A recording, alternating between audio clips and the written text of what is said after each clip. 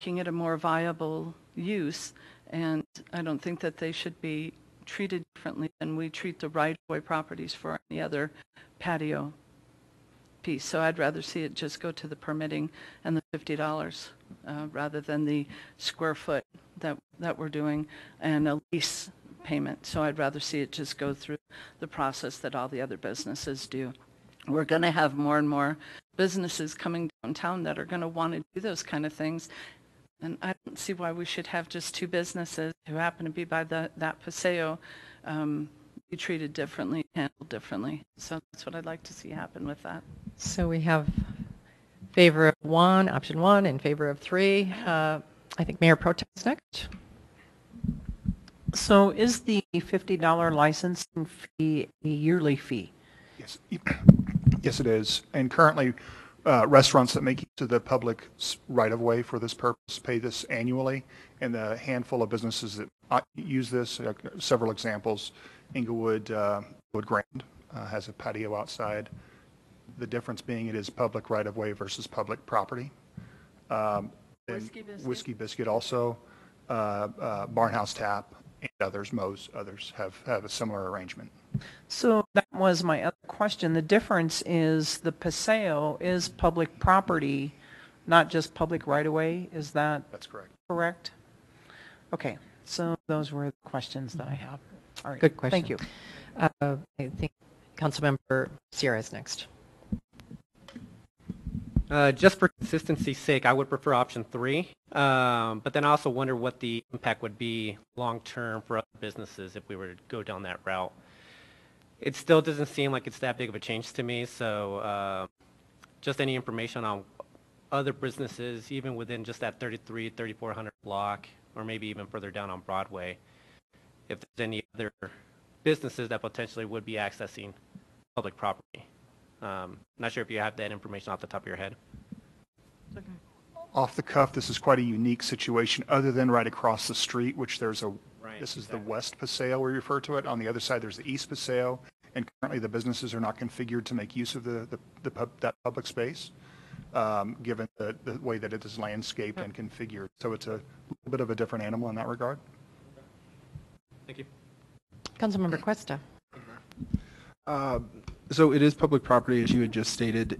I assume that the city is responsible, for instance, snow removal, maintenance, et cetera? Correct, and with the exception of the defined space in the lease agreement, we do take care of snow removal. Understood. I, too, would lean towards option 3. I think as much as these businesses contribute to the city and bring business in that then spreads business, I think all throughout that area, we're doing what we can to revitalize that Broadway section. I think doing a great job, and we're on a real good trajectory.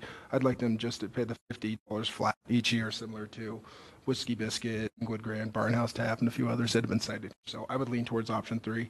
And welcome to the new business owner. Certainly appreciate having you into the city. Thank you. Councilmember Wink. Thank you. So thank you to my colleagues for all your fine comments. And I love everything that's been said so far. And I want to piggyback on what Member Sierra said about consistency and something Member Cuesta said. Look, we have several businesses up and down a certain portion of the Broadway corridor. And we are 7, and we all have our own opinions. And what we say is valuable. But let's look at it from this standpoint.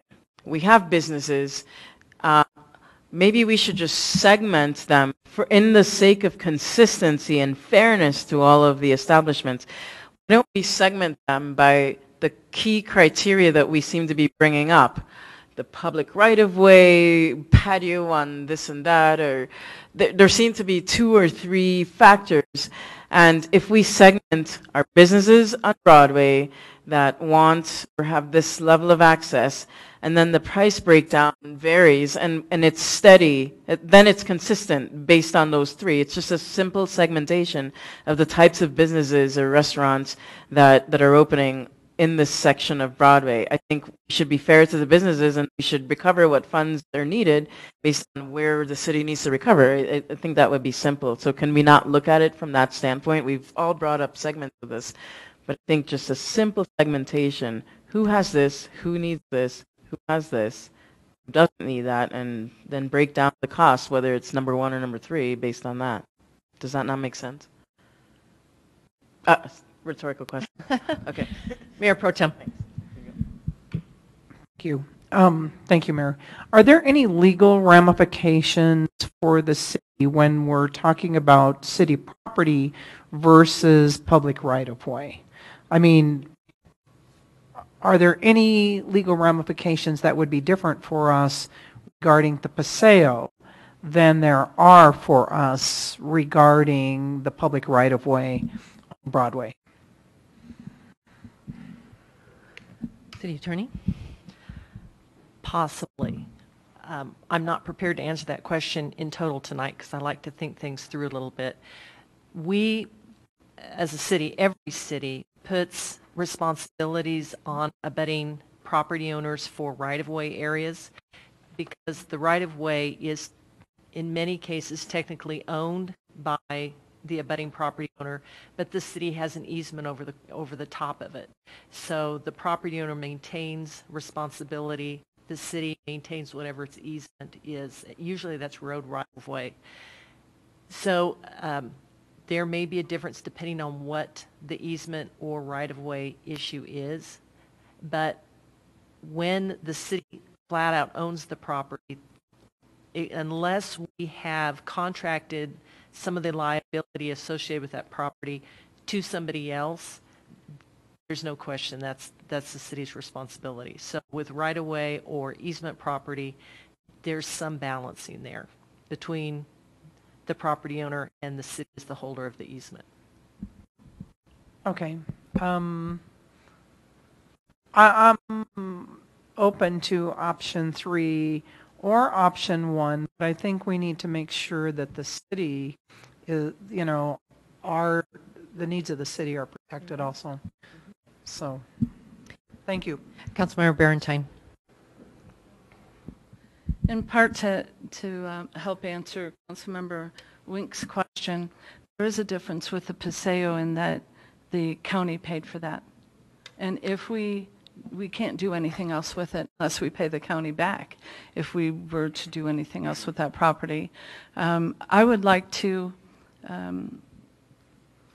see the agreement for the $50 for the permitting that we don't have available to us here. I would like to have that come forward before we make a decision so that we can help answer some of the Mayor Pro Tem's questions about if there's other issues. I mean, it's all owned by the city, and we have liability on all public property to a certain extent.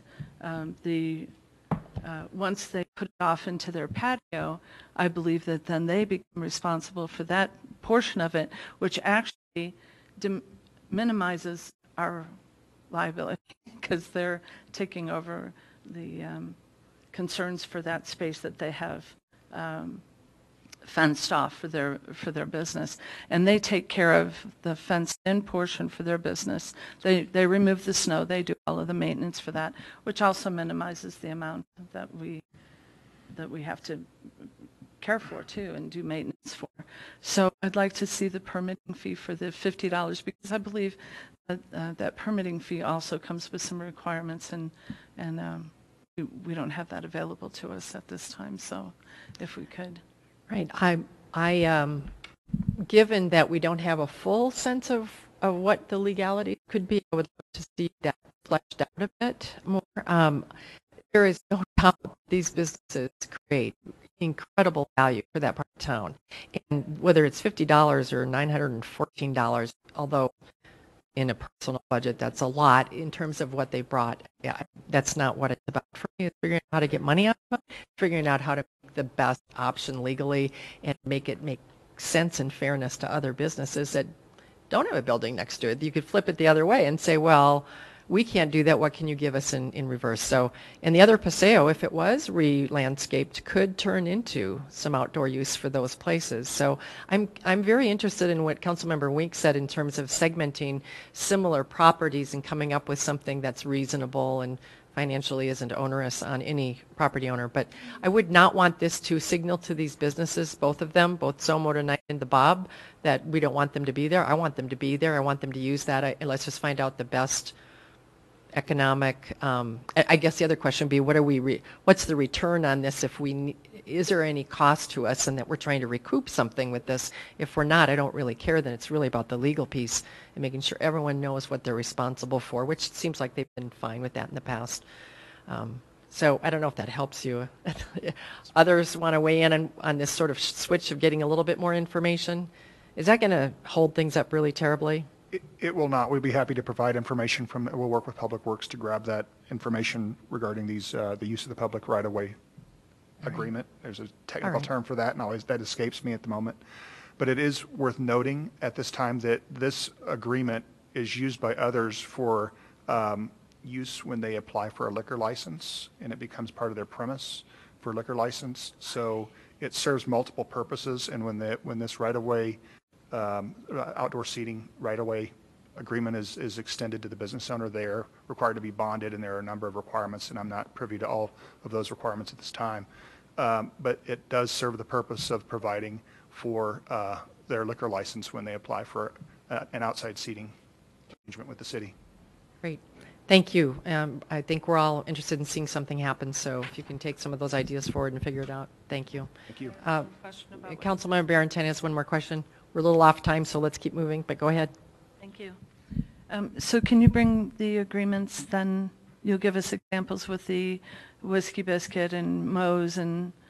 Absolutely. We'll bring back the agreement. Okay, so that's what you were talking about, is it? Right of way. And I'm blank on the exact title of that agreement, but it's the outdoor seating for the agreement that the city uses for these exact scenarios. Okay. Are they unique to those businesses individually as they go through the process? And that's why I'd be interested if you could answer that too, not just now. Thank you. Thank you. Great work. Agenda item 3 is the 2018 preliminary year-end financial report, and our Finance and Administrative Director, Maria Sobota, is here to present. Hello, Mayor. Good evening. And City Council. So I include a presentation in the information that's shared with you before the meeting. As I told you several months ago, we're in the process of looking at the slides and bringing a summary that's meaningful to making decisions and will be more presentation worthy to display on the screen. So we're just going to be talking from, that's the former presentation. So we'll just be talking from the packet that I presented to you. But my plan for the future is to build a presentation that's more friendly for an overhead presentation. Right now the numbers are just way too small. And we are closing out the year, and I did bring 2 examples that we can talk about to see if I'm on the right path too, as we complete 2018. So these are preliminary financials. We're very close to being completed, and I want to make sure that I do let you know what we might bring back to you for an approval based on what we're looking at right now, which I will talk to you about. But if you turn to the memo, you can see that we did have revenues that exceeded expenditures by $5.5 million. Our expenditures were lower than budget. We came in about 94% of budget, but the expenses were higher by $1.4 million than last year. So all funds that have an estimated year-to-date ending balance carry forward into the next year after transfers and pending activity. So if you turn to page 1 of behind the memo, you can see the fund balances that are estimated going forward into 2019. Okay. And then if you turn to page 2, this is one of the slides that I'm recommending that we change, but I'll talk just about what this is showing. Basically, it's showing what the cumulative revenues and expenditures were for the year versus a 5-year average, and you can see that expenditures were pretty close to on target to a 5-year average, but the revenues were ahead. The primary sources for that were the sales and use, marijuana taxes, and also our licenses. So those are the primary reasons that revenues are exceeding our 5-year cumulative average. Okay.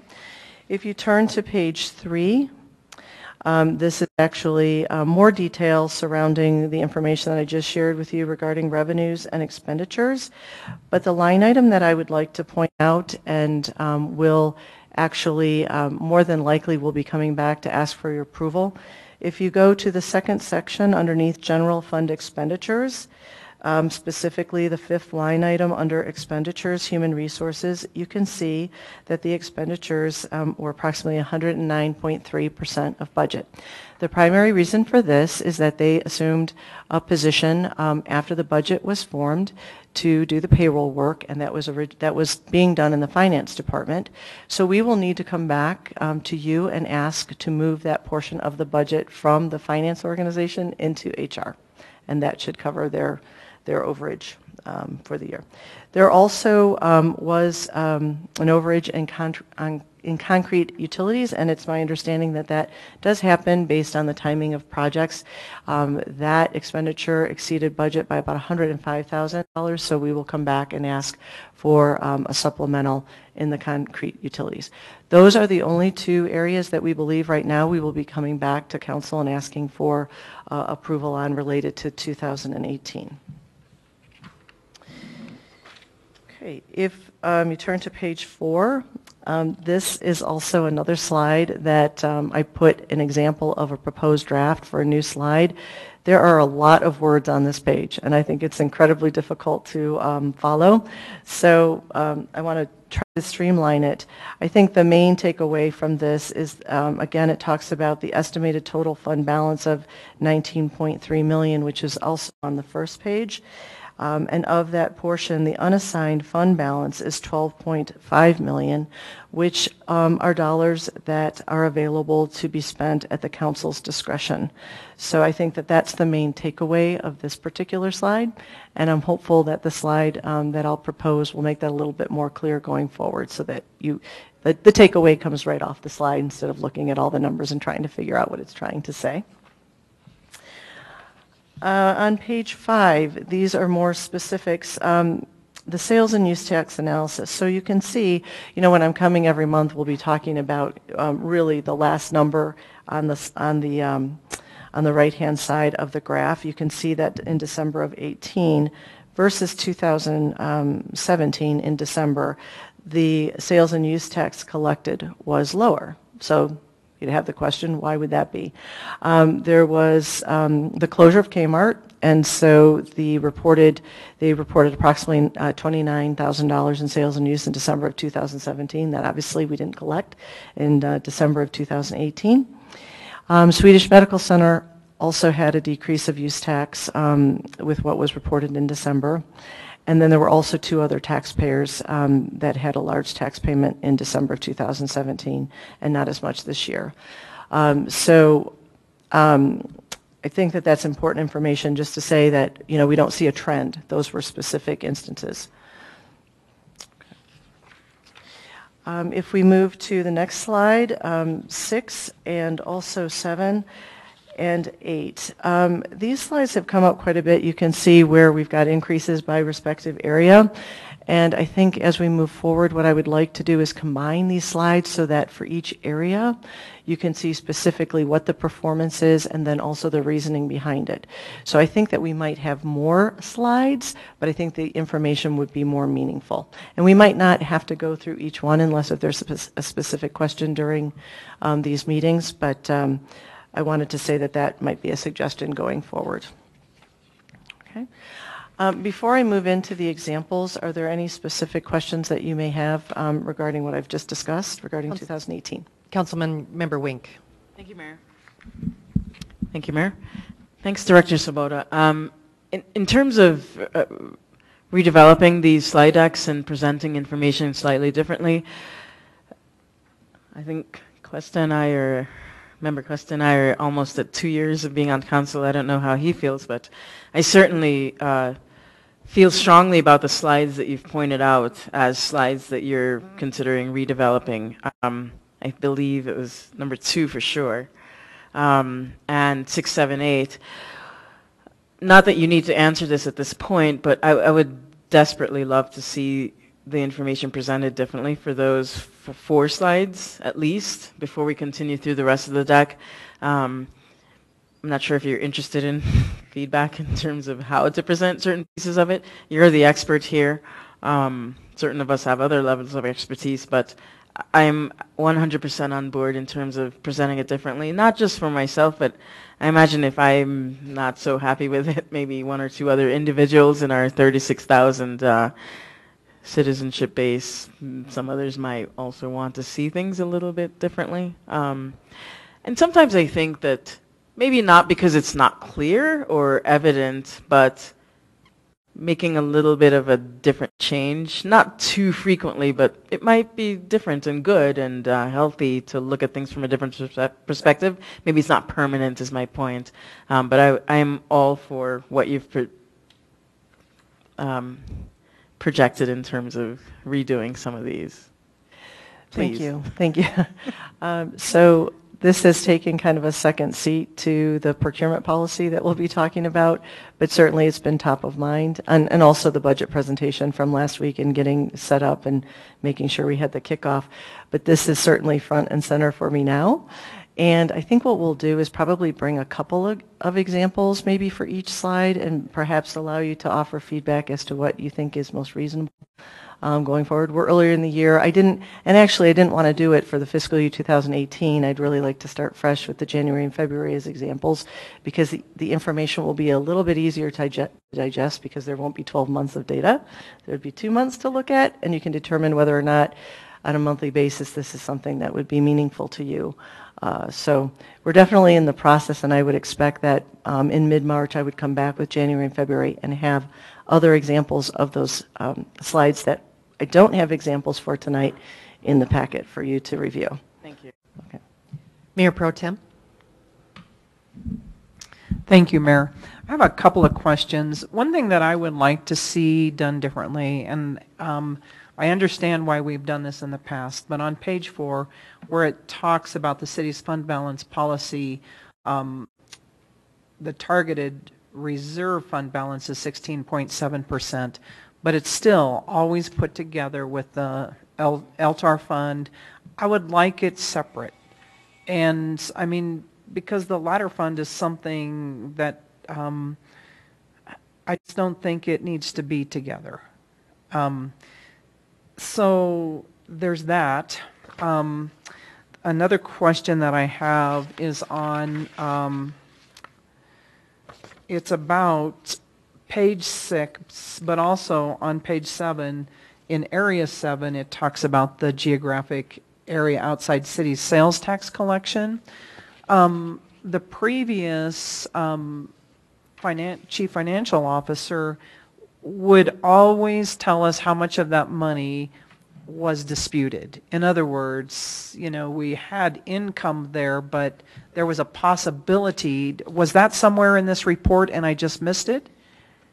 On page 7, I believe you're referring to the unearned sales tax, but it's not broken down by area. Is Right. that what you're, so Right. you'd like it broken down by area? Well, We've never had it by area. we've not really had that broken down by area, but there was a statement like on outside city sales tax that we had so much, but you know, maybe 1.4, maybe it wasn't 1.4 million, but there was a lot of it that was possibly disputed.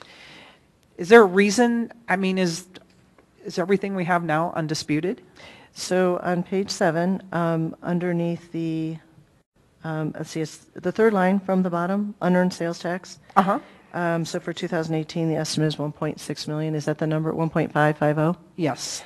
So that's the number you're referring to. I think that's one of the key takeaways. So that's why I'm trying to hear what's important for you to understand, like what's critical. That would be a key takeaway that would be on the slide. Rather than having all of these numbers on the page, what would be the number that you would want to know most about? So thank you for that feedback. Okay. I appreciate that. All right. Thank you. And I think that's it for now. I do think Mayor Pro Tem is right. There was probably several times back before that we actually had some pages. We had a lot more pages. We had 15 pages at one point. I think we have what now? But there was one that called that out in a different way. So maybe it's just being able to show that for those who want it. Councilmember Quest, I think, is next. You bet. Thank you, Mayor. To slide 6, Area 14, 2018 was the first time we collected in that area, and that is online internet. It looks like on page 7 we collected 196,000 in that area. Can you explain where that is coming from and where you expect that to go in coming years? I can't right now, unfortunately, but I appreciate the question, and I will be prepared to answer that in the next financial summary. Is that a fair answer? You bet. Thank you. Thank you, Mayor. Councilmember Wink. Thank you, Mayor. So in light of what's been shared so far to Director Sobota, what do you think, Mayor, about us all as a council taking maybe this month as an example and providing some concrete, maybe even just a few simple bullets per page in terms of what's important to us that we don't see and what we'd like to see in terms of these monthly financials that would give her just an overall collection of ideas. If it's a lot, maybe it warrants a little time at a different, study session, but I think it's important enough and we're getting feedback enough to warrant maybe a collection of our ideas to make it easier on our finance department instead of piecemealing ideas and thoughts and desires. And I'm sure, because all of us are representing our citizenry, that our citizens who do pay attention and do read these would probably be in favor of whatever the 7 of us might come up with. I like that as an idea. I think we're not all going to be able to give it tonight anyway. No, I not think, tonight at all. Right. So I think actually Between- because we're at 7 o'clock Yep. and we should be done with this section by now, On our the own. best idea would be to Email it. sit looking at this for a while and figure out what else do you want to know that isn't projected in the way that makes your brain work and understand it. Because sometimes when I'm reading this at home, I think of things, and sometimes I write them all down. Sometimes I write them all down and don't say them because it's going to take a long time. Yeah. And I that don't would want to be take up the helpful. meeting, but it's still stuff to be shared. So maybe we can all I think do it's that. a good idea. Yeah. Okay. Councilmember Cuesta and then Councilmember Sierra, I think. Pardon me. Okay, Councilmember Sierra. No, so I just wanted to commend staff for, this is, I believe, the second year in a row, at the very least, if we go back further years, that our expenditures are actually lower than what we budgeted at the beginning of the year. So just kudos to the staff for keeping the expenses lower than budgeted. I also want to thank everybody for this last year with working on this. I think that the page 2, although I'm not sure there's so much more we could do with that page, it does help people understand that combats some of the rhetoric we hear in narrative that we're running a deficit and that we're not balancing our budget. We certainly are, but anything that can show where we are balanced, where we are being frugal in things would be really helpful. I mean, the fact that there's a blue line isn't really our doing. That is the economy. But within where we are, we've done really well. So, yeah. Can I comment on that? Sure. Okay. So as we build the budget, I think one of the key things is really identifying the projects and the programs that support our strategy. And my expectation is that when we don't spend what we expect to spend, that we come here at the end of next year and we explain why. I think that's probably the more important discussion than just looking at the numbers. And to be honest, because I didn't unfortunately have a lot of time to build the plan, I wasn't here, but as we work through it, I'll have a much better understanding, and I will be able to share more meaningful discussions with you throughout the year, where those projects sit and what it means to the budget, quite frankly. And regarding page 2, I did include an example of perhaps a different format for that, and what we basically are proposing is that we look at each month rather than a cumulative versus the 5-year average. And the reason we're suggesting that is because if there was a month or several months where we begin to see a trend, that would be a decision point. I mean, we would start talking about whether or not in advance of looking at the end of the year and being over budget, what would we need to do if that trend continues? And I think that might be an easier way to review it, quite frankly. That's why I'm proposing it the way that it looks. And that we can certainly talk more about that at a future study session, whether or not that might answer that question. So. Thank you. I think we're headed in the right direction. A few more minutes, Councilmember, or Mayor Pro Tem first. Okay, thank you. I actually like that idea of having that cumulative so we can, because we always talked about we'll discuss it, but we never knew when there was a problem. So I think that might be a good thing for us to view. The other question that I had, and I know that you explained this already, was about the human resources piece on page 3. So this is talking about the 2018 budget, and so human resources is over because which department hired? So a resource, so there's an individual in HR that is processing payroll. However, that position was in finance. And so we would need to increase HR's budget by the amount that was originally budgeted in the finance department for that position. Okay, but the money for the budget has already been appropriated, right? It's just moving from Yes. one place to another. Correct. Place. Yes, but because we are changing a department budget, we would have to come back and ask. We aren't increasing the budget. Okay, because there's money.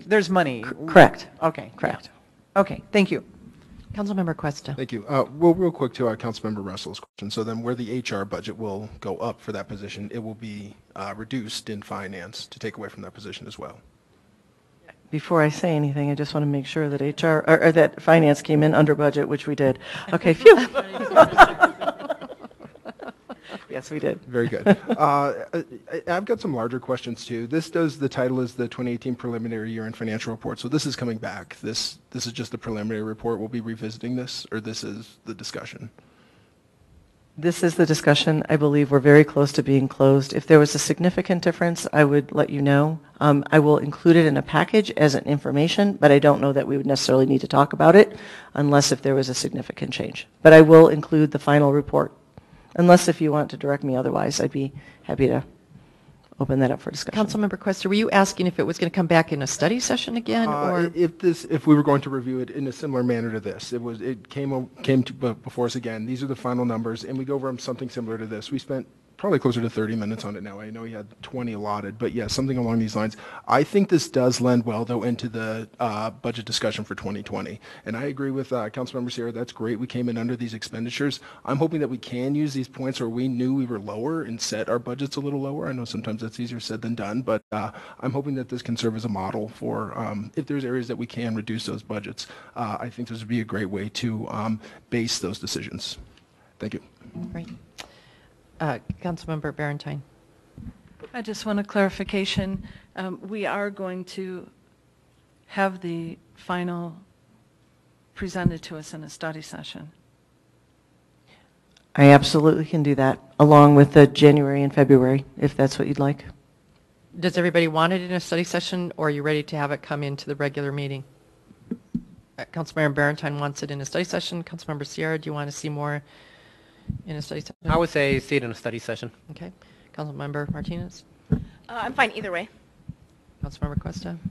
I don't think it hurts. It's such a critical document. I don't mind giving it another half an hour. Okay. Thank you. Councilmember Wink? And Either way, probably study session is my leaning. sounds like we're all on. That's fine. Okay.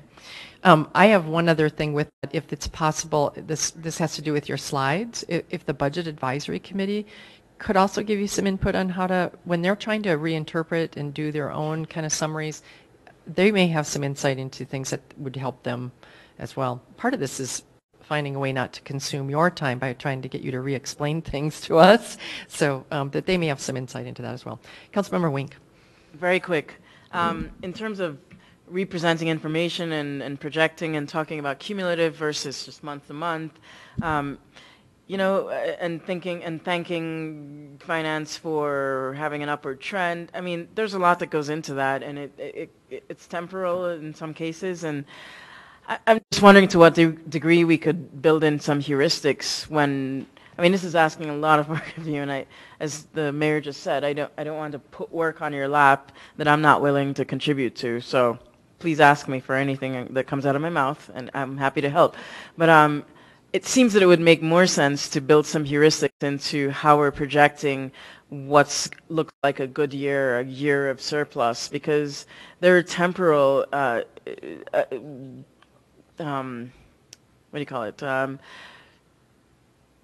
incidents that Spikes. that make things what they are, and they can be multi-year, and then they change. And for the citizens to understand, and us to understand, the city's not suddenly doing poorly. It's these factors that we already knew existed. I mean, we can't control for everything, but to look at some certain ones. I know your staff has that expertise, but if we can name some of those heuristics and to just make those categories so we can know the plus or minus on certain key things at certain times of the year, I think we'll be a more informed city moving forward when things change. And it doesn't come back on your team. People are more educated in terms of why this looks like this. Why does it look like we're doing so well right now and then we're not doing so well?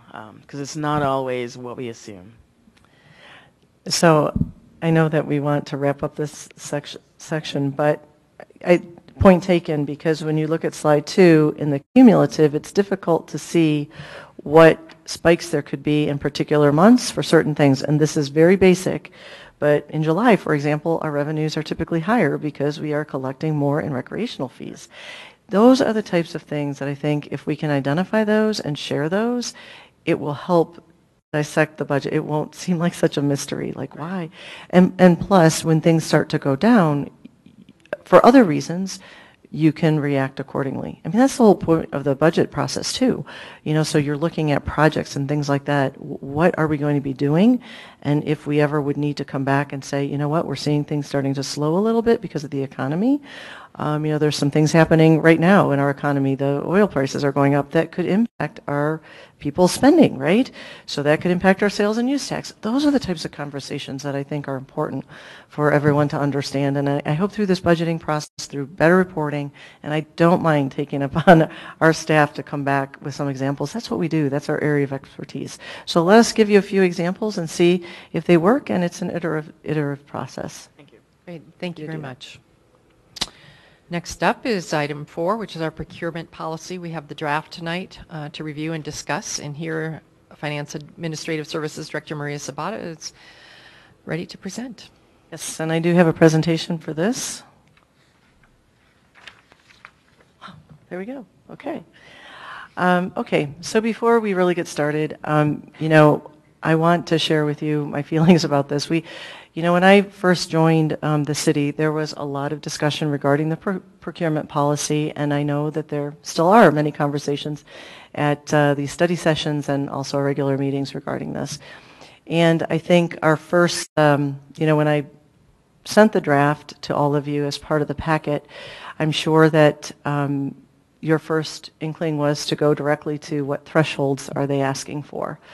But this process was much more, it was much bigger than just talking about revised thresholds. It truly was an effort to coordinate the words that are in the charter, the words that are in the ordinances, and the words that were in the outdated policy from July of 2016, and make it more clear, not only to City Council, but I think more importantly, too, and that's no disrespect, it really is to make sure that our teams, our staff, our departments, and the people that actually provide the information to council really understand what our policies are. So I really hope that you'll accept it in the spirit that it is meant. We certainly are going to have a conversation regarding the thresholds, but I also want City Council to know that this was vetted very deeply within the organization with not only the directors, but also with staff members, continuous conversation. And I think there's a greater engagement now within the organization regarding the importance of the policy and following it. And we have a great system that supports good processes, and we're working towards making those processes excellent and making sure that they're very clear. So that's really the spirit behind the document itself. So tonight we want to discuss staff recommendations. These are not my recommendations. These are recommendations of the entire staff that play a part in procurement.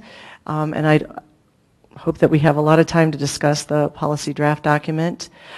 Within the document itself, I'll talk about what areas the ordinance would encompass. We don't have a draft ordinance tonight, but I can tell you what that ordinance going forward will look like.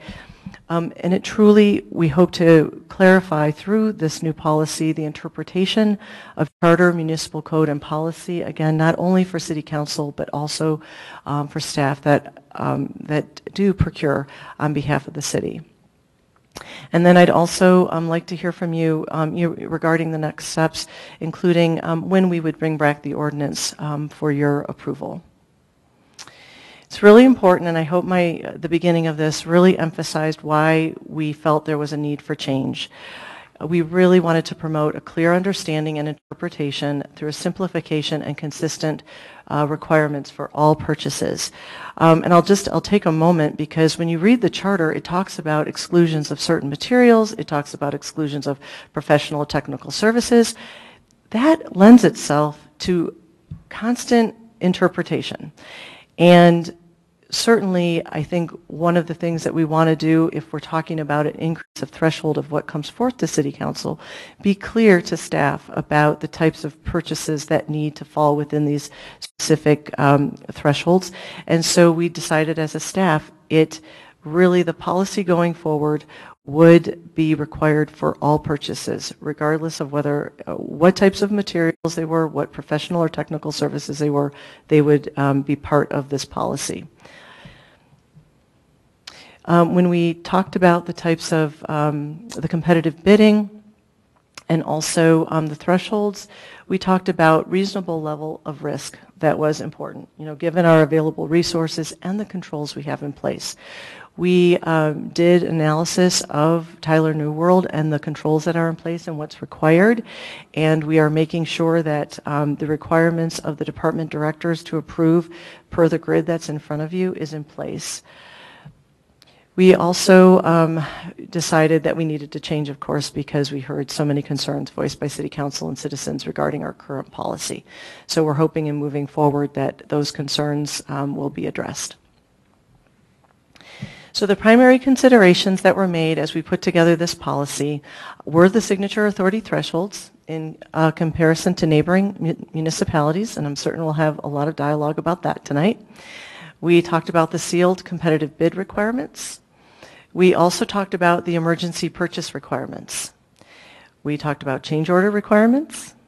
And we talked about contracts and conveyances. I don't know if everybody's aware, but in the charter, the mayor's signature is a requirement for the charter on all purchases.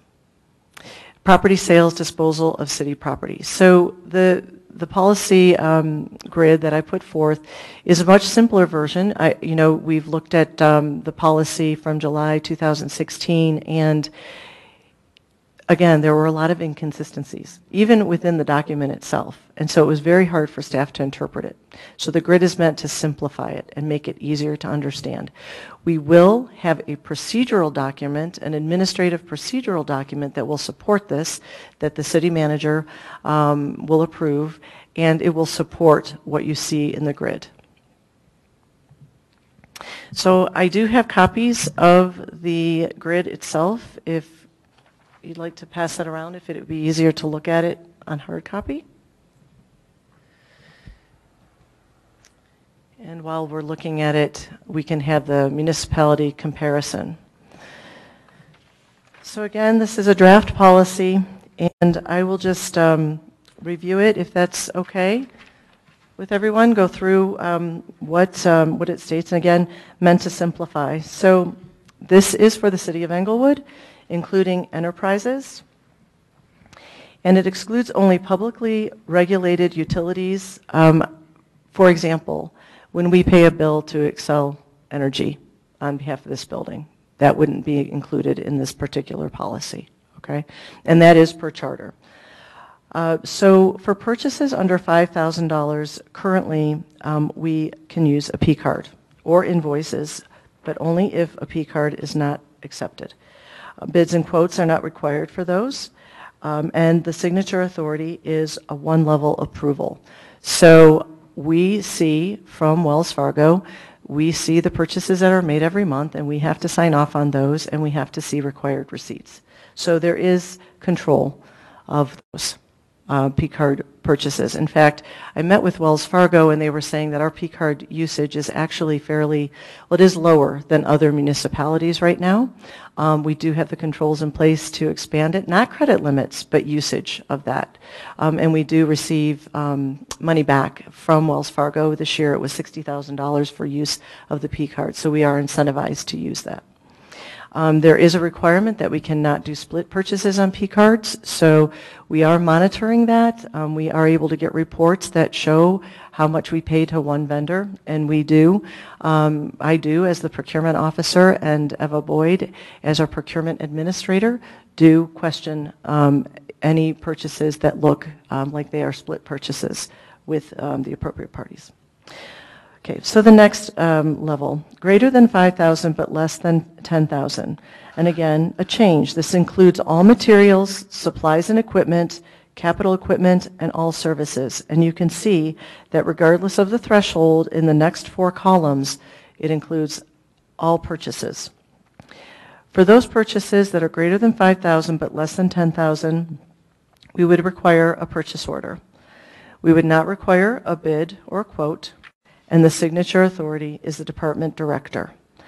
Of note, any IT purchase would require the IT manager approval, regardless of level. Right now, I think it's greater than $100. But with all of the off-the-shelf IT that can be purchased, there could be an impact if someone would install that into our system. And so the IT director, Margaret, has asked us that on all IT purchases, she is made aware.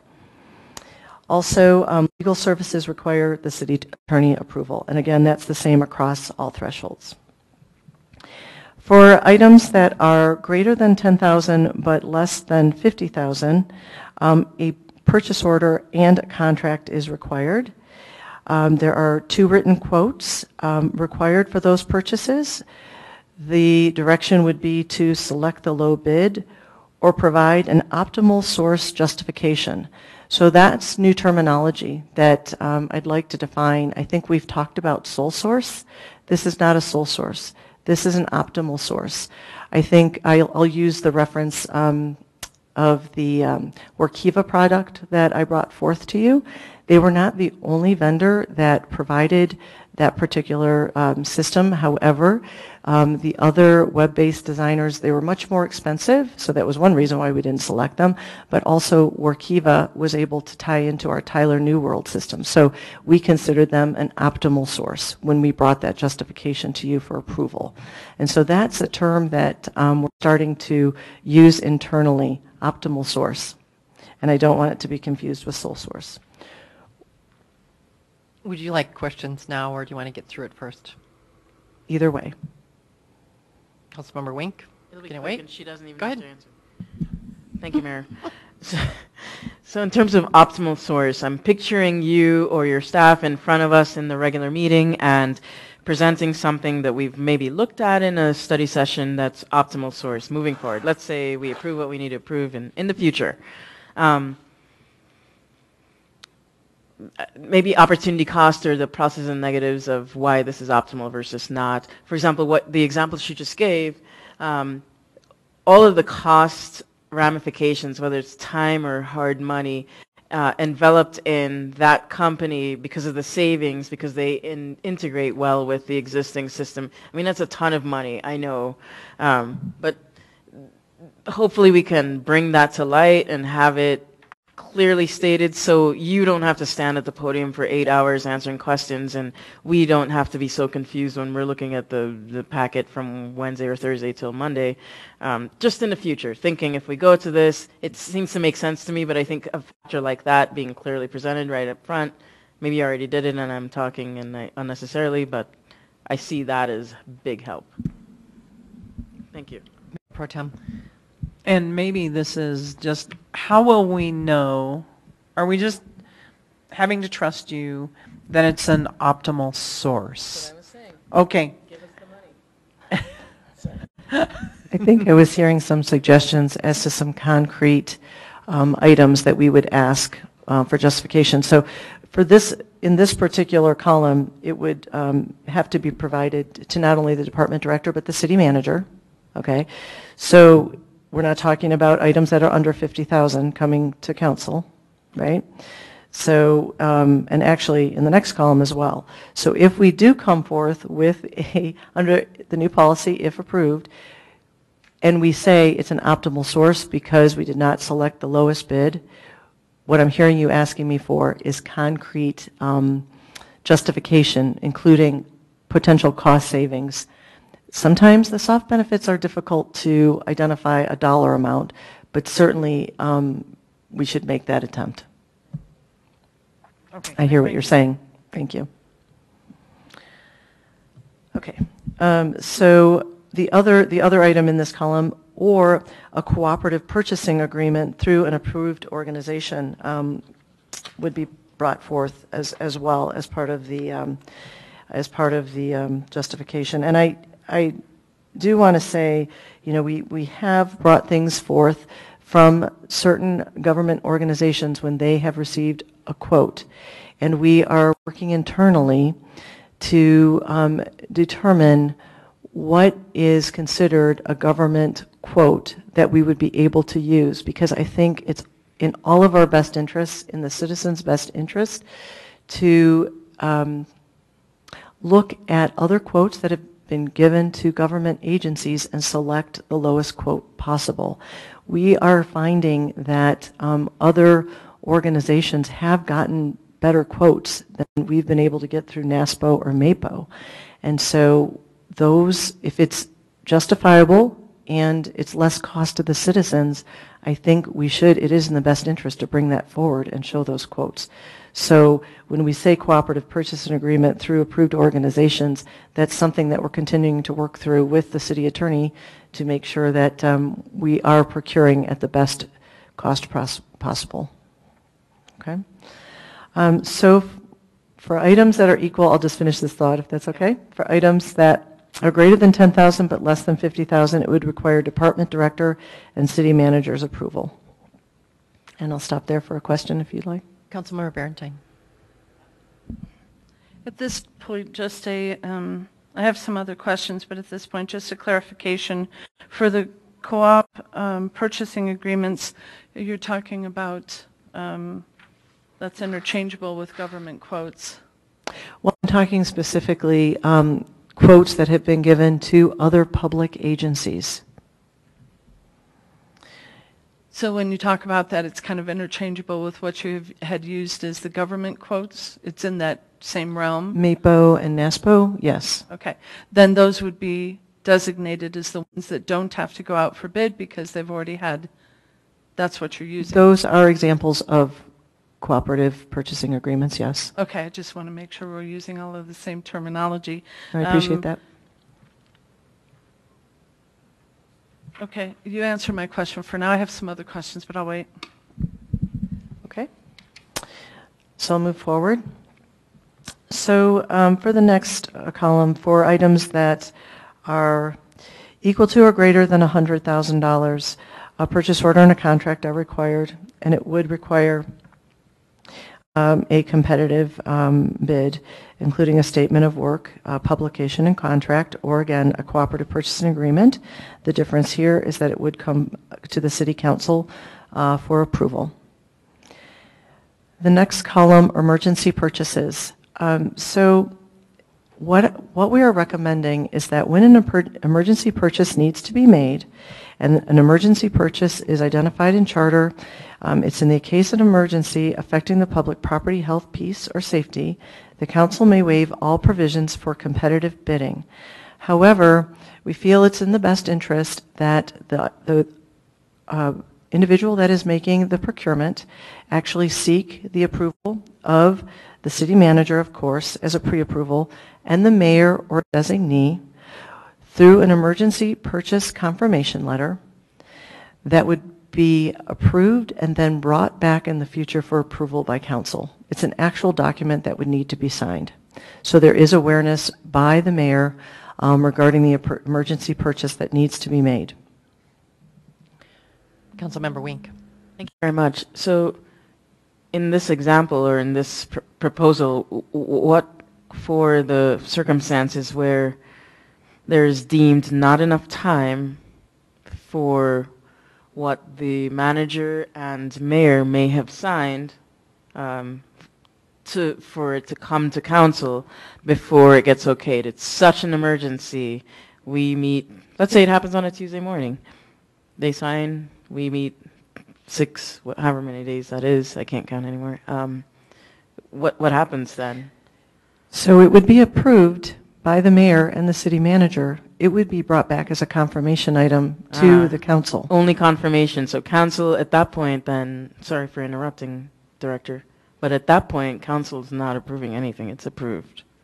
We've agreed that it will have already been approved. Again, if it's a case of an emergency that affects the public property, health, peace, or safety. I mean, in the charter, the council may waive all provisions for competitive bidding, and I understand the mayor can communicate that he or she is signing a letter of confirmation to approve the purchase.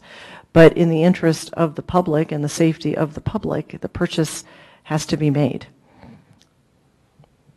So I guess that's a question. This isn't, I know that I refer to previous experience a lot, but I have to do that. This is something that we did do at the Department of Transportation. It was the commissioner and or the vice chair would sign off on a letter, and it would be included as a supplemental item in the subsequent meeting a month later for the commission to become aware that it occurred, but the decision was up to the mayor and the city manager that the emergency was such that the purchase needed to be made. Mayor Pro Tem.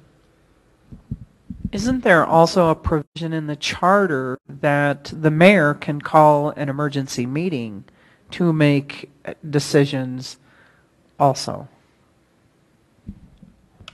Just to clarify that, one of the things that Director Sobota was bringing to everybody's attention is that by having the mayor have to look at it, it's an outside the box set of eyes.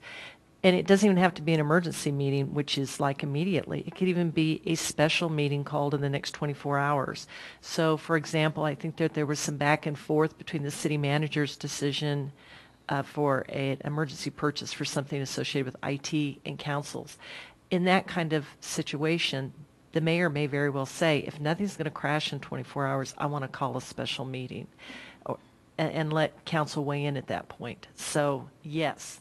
That the whole reason is to give council that insight. Okay, and then, I mean, another thing, and perhaps it was an experience on my part. I mean, I was told at the mayor-manager meeting a couple of times that it was an emergency purchase, but there was never any indication how much money was spent. I mean, had I known that it was $236,000, I would have had some issues with that. So, anyway.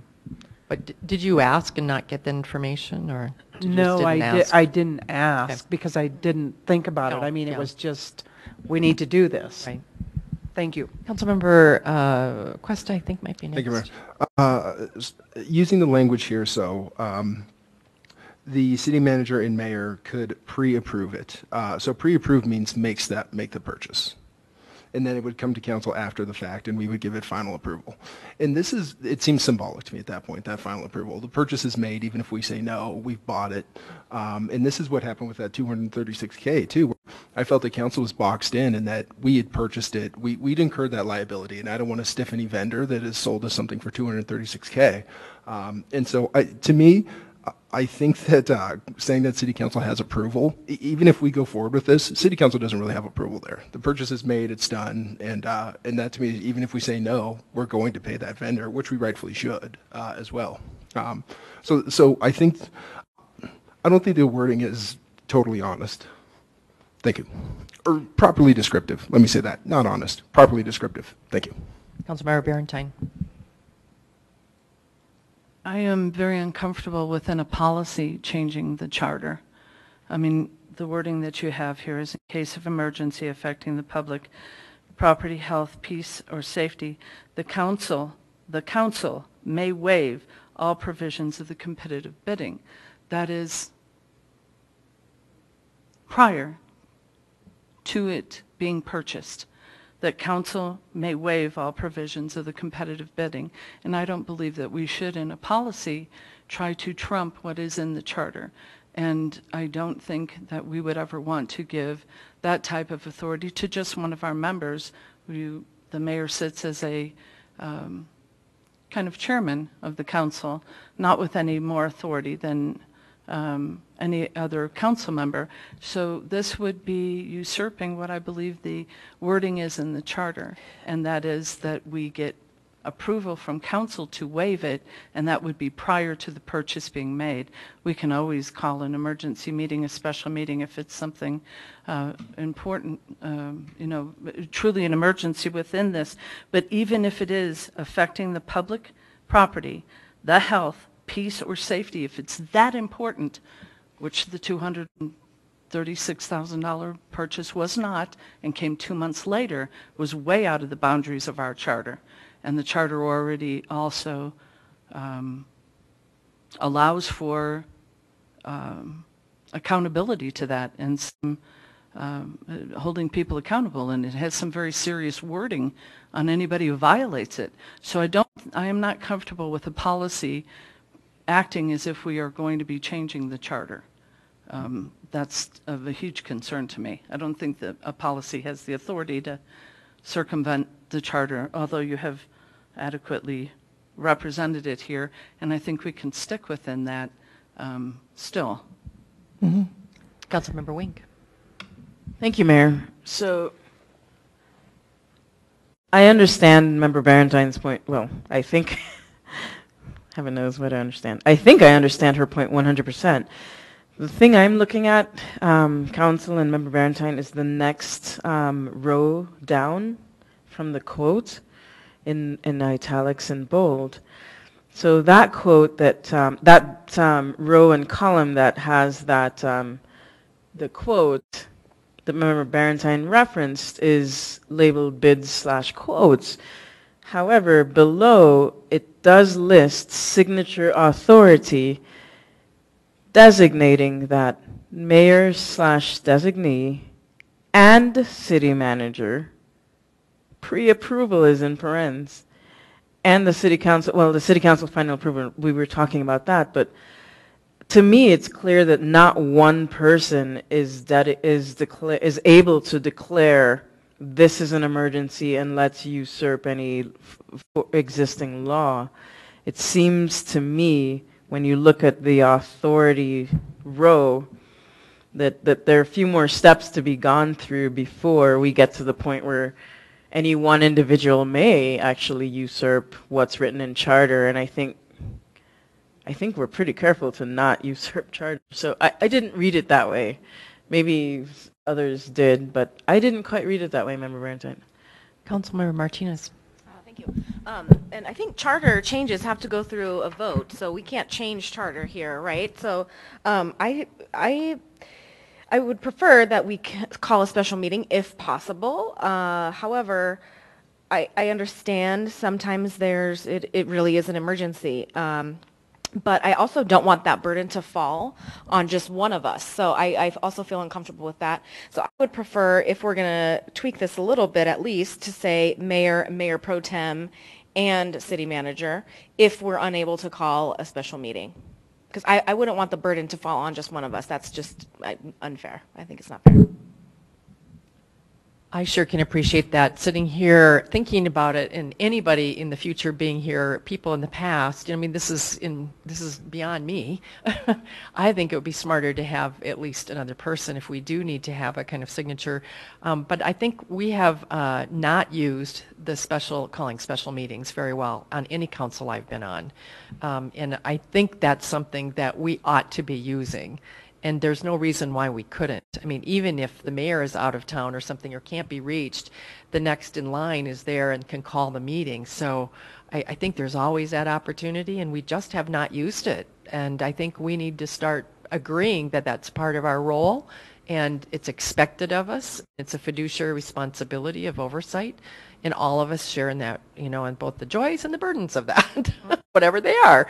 So I would prefer that more than any kind of signature, unless we went as a city to a strong mayor system, which we are not. I wrote about it in the Citizen because everybody seems to think that I rule the world. I don't. I don't want to. I'm a presiding officer. That's what you asked me to be. I don't have any more weight in votes than you do. I end up showing up a little bit more to some things because of that, but we're all equal in this, and I want all of us to share whatever the issue is. I was wondering if you could think of an example of a time where we'd have to use this, besides the one that we have with the IT, because that one seems really bizarre to me. That should have been gone through. We know that that was a mistake. We made that very public. I know people like to bring it up over and over again. We've already agreed that that was a mistake.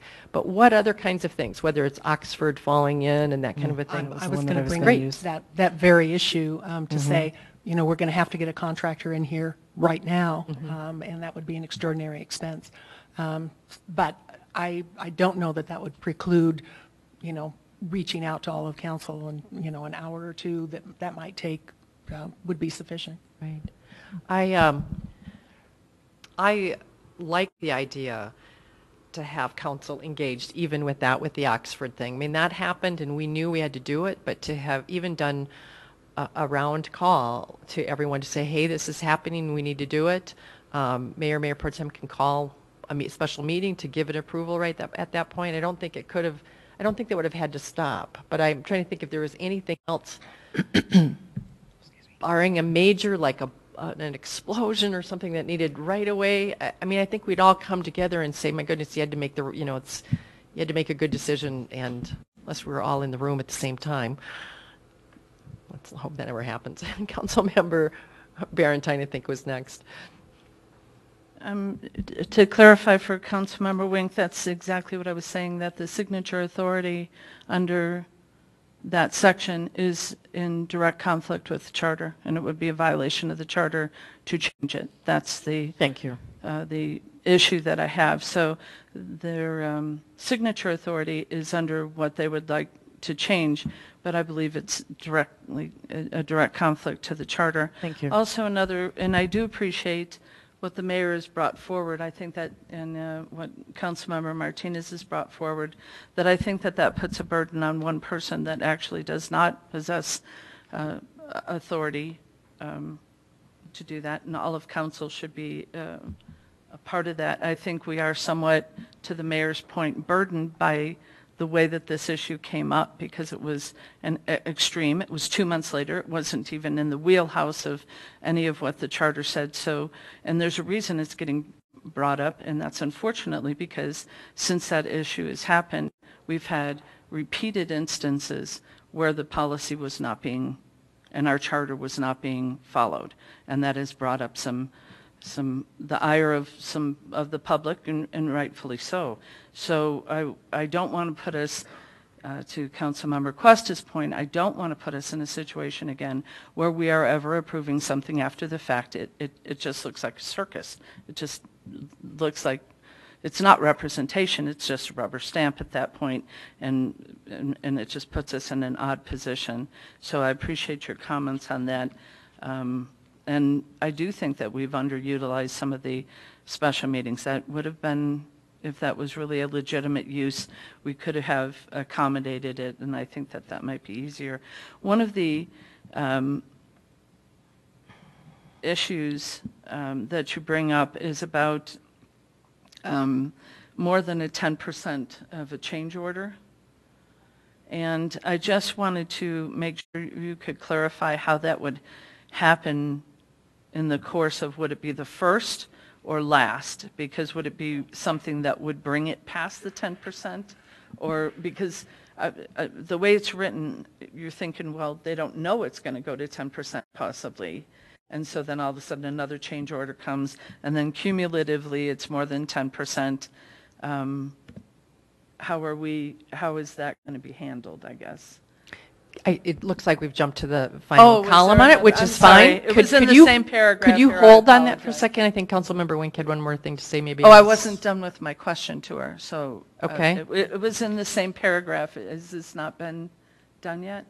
We're in emergency purchases column. I was actually working off of the grid, and it will be And that was the one other issue that I had. If you could please, there have been several comments that this is, what we currently do is very confusing. And I'm not in agreement with that. I mean, I think that the public has even been able to figure out what the policies were enough to come and complain when they believe that they weren't being followed. So I would like a little bit more feedback on exactly the pieces that you thought were in conflict, and how it was confusing. If we could just get a little bit more information so I know what we're trying to solve with these proposed solutions, what's being rectified. And that's all I had. Thank you very much, Mayor. I appreciate it. Councilmember Wink, is it on that second to last column? Yes. Okay, great. I have a solution. Yeah, go for it. How about we consider an emergency manager for the city, and part of the duties of this individual is to collaborate and sort of own emergency for the city as a whole, and collaborate with mayor and manager and mayor pro tem when something is of an emergency nature, such that the burden isn't altogether on members of this council and our leader. I mean, I just think it would be a stronger, I mean, this person would be in a professional position where 600 hours of every week are dedicated toward all the facets of emergency management. I just think somebody permanently in this position, as we've seen the examples of what that entailed, well, I have, that might strengthen our concerns about that penultimate column on this sheet, and our response to anything that may fall on us in that column. Suggestion. No one has to answer, but just a suggestion. Okay. Let's keep that in our minds. And the last column, you want to finish that one out? Okay, and I have not forgotten your last question. So we'll talk about change orders first. So currently, the policy states that change orders that are less than 5,000 go to the project manager and department director, and then greater than 5,000, all the above, and the city manager. The cumulatively was included, and you're right, you don't know whether or not you're going to exceed with that first change order. I mean, any good project, you wouldn't go over at all, right? That would require a change order, and there are uncertainties. We felt by including the cumulatively equal to or greater than 10% of the original contract that are over 100,000, bringing them back to the city council actually shores up the policy, that it doesn't allow individual change orders to just go through the department director or the city manager. So we're actually making it a stronger policy by including that in there. And we don't honestly have assurance that they're going to exceed that. And you wouldn't know if you're not signing the first one for less than 5,000 that you're ever going to see it. And I don't know how else to word that. I don't know if you have a suggestion, but this is actually shoring it up and making sure that when it does exceed that 10% of the original contract price, you actually are seeing it. Council is seeing it. Mayor Pro Tem Cumulatively. has a question. Are there any safeguards for us as a city when we're getting bids, and so we choose the lowest bidder, and then after the lowest bid has been chosen, then all of a sudden there's a change order that would not make them the lowest bidder had they put that in when they bid it? So is there any safeguards that we have to protect against that? My first reaction is no. It's the diligence that is put into the statement of work and the bid when it goes out, explaining the project, and you match that up, right? So we have responsibility as department directors to write them as clearly as possible. So yes, I mean, I have seen recent past at Department of Transportation where projects got started and there were issues down the road. We selected the lowest bidder and things got tacked on. That becomes an issue in the future, probably through litigation, I would expect. So other than the value of defining what the project is up front, I think that's our best way to handle that. I don't know if the city manager has I may. Go ahead. I appreciate the question because that's precisely why we added this column and this language is to provide more protection than we have now. I mean, Director Sobota touched on that, but we would be able to say this is our policy to any potential bidder so that they would know that they can't, continue to give us change orders and essentially nickel and dime us. And then we would have some control and say we're not obligated to pay for change orders above a certain amount. Can that be written into our contracts? Certainly. Thank you. Councilmember Barentine. You asked for a suggestion, and since I've done some construction accounting, I think one of the things that I would advise us to do is if there is any change order to a contract, that at least the council is notified.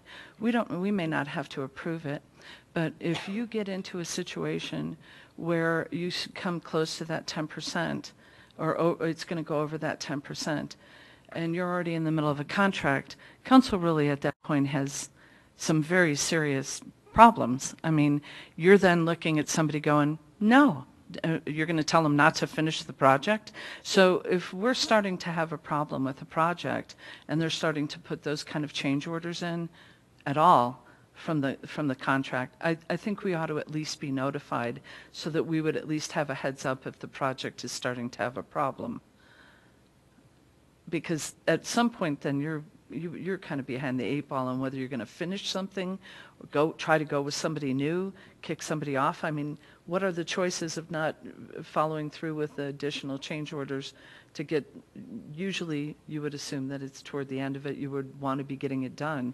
So I would like council to at least be notified when there's change orders on a project so that we can have a heads up and maybe get a feel for if there's going to be a more serious issue. That's just my suggestion. Council, further questions about this chart? I think there was another question that Council Member Barentine asked, and it was regarding the confusion. I think when you talk about professional and technical services and you have definitions that support that, of course, staff members do come forth and say, what do you mean by professional service? What do you mean by technical service?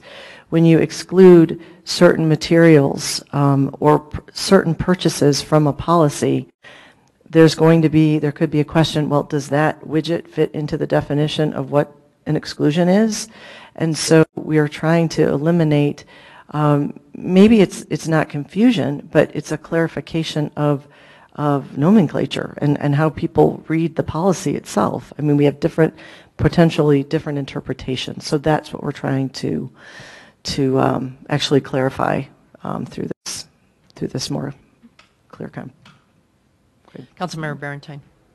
I just want to clarify that. I'm not criticizing that some of those designations might not be a little used, but the verbiage of it's in conflict or it's confusing is getting used too much lately for a wide variety of things. So if we could at least show people, here's what we believe a confusion is, and on this column, here's how it's directly addressing what you believe is a solution.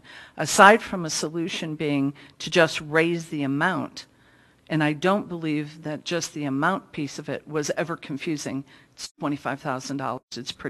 It's pretty clear, and we've, and that seems to have been an issue for a lot of things just this year alone. But if for the other things that you brought up, if you could just say, this is how we're addressing the confusion between these two issues that we think might have caused some problems before. That's all I was asking for. If I may give an example, Sure. As you were saying that, what came to mind was the enterprises. There was an ordinance that was on a document that increased the approval limit to $50,000 that did not get codified. And so and I'm looking at the city manager asking if that's correct, this is meant to clarify that confusion, because in the procurement policy that was written July of 2016, It included that $50,000 threshold for enterprises, but we could not find it in the code. So in effect, that is one clarification that this grid does bring forward. Thank you. Councilmember Cuesta. You bet. This one doesn't so much do with the grid, but the summary that we were provided. Am I able to jump into there? Okay, so and it's the first sentence of the summary. Englewood Municipal Code 4-1-3-1E authorizes city manager to prescribe rules, regulations, and policies necessary to control purchasing activities. In accordance with that, the policy was approved by the city manager in 2016, regulating the practices. Because this is an administrative policy, it is not subject to review or approval of City Council.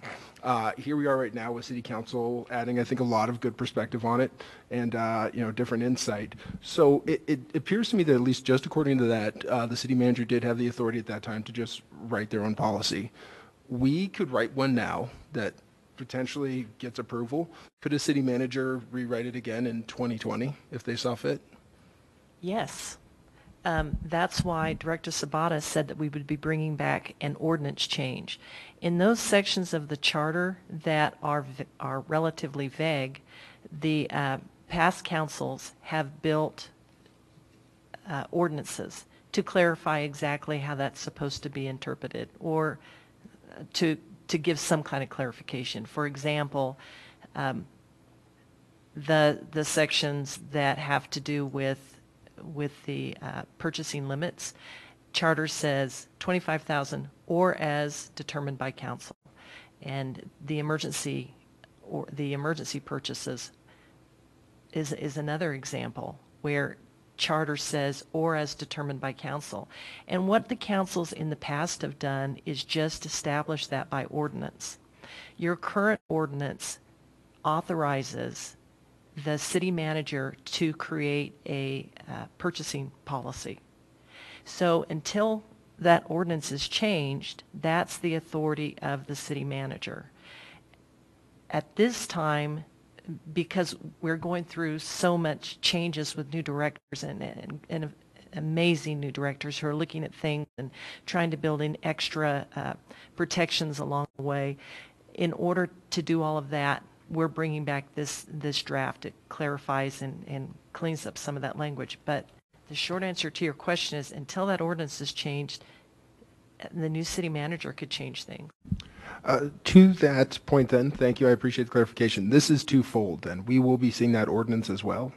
Have we seen that yet? You haven't, and I had a first draft ready to go, but I decided not to put it in the packet because at this point I was playing guessing games with what it is council may or may not want to see, and I hate doing that because it sets up an expectation that's maybe not at all what council wants.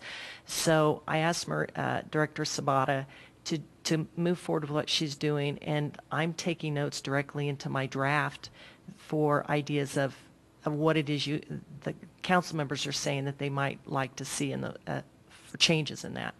So if I'm understanding correctly, at least one of the objectives of that ordinance would be to put policy, purchasing policy approval in the hands of council as opposed to in the hands of the city manager.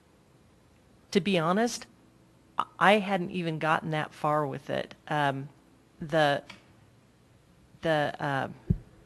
a second, let me pull that up. Title 4 of Municipal Finances, the purchases without bids and purchases with bids, we were looking at issues such as professional services agreements.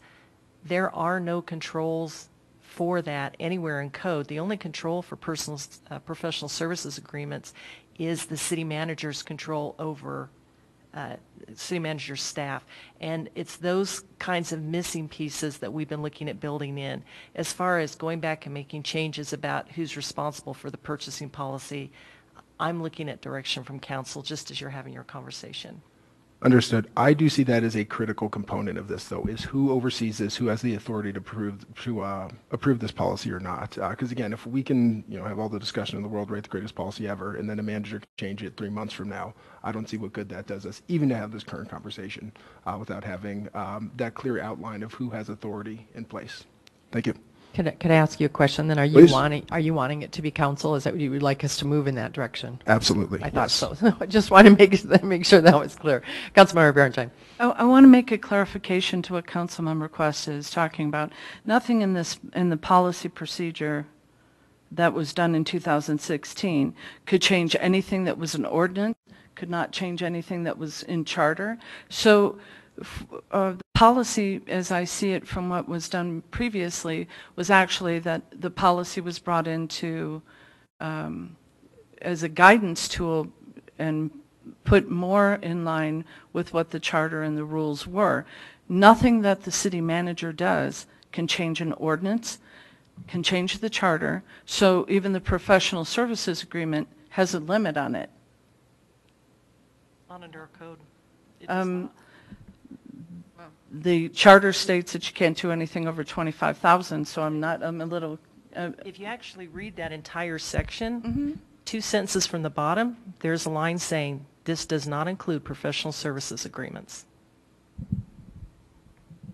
Okay. I think that we need to have a little bit more robust conversation about how this has been being interpreted before, but I don't want to make the public nervous by making it seem as if the city manager at any time can come in and change anything from an ordinance or our charter, and that has not been done, nor was the policy that was done in 2016, I believe, in violation of those. So, I mean, we can talk about some of the other nuances of them, and I think maybe that means that we have to have that discussion on those, on who has the authority and how we move forward. But I don't want to leave them with the impression that some new city manager could come in and just change things. They are still within guidelines of that, and I would like to know exactly how we see that piece helping.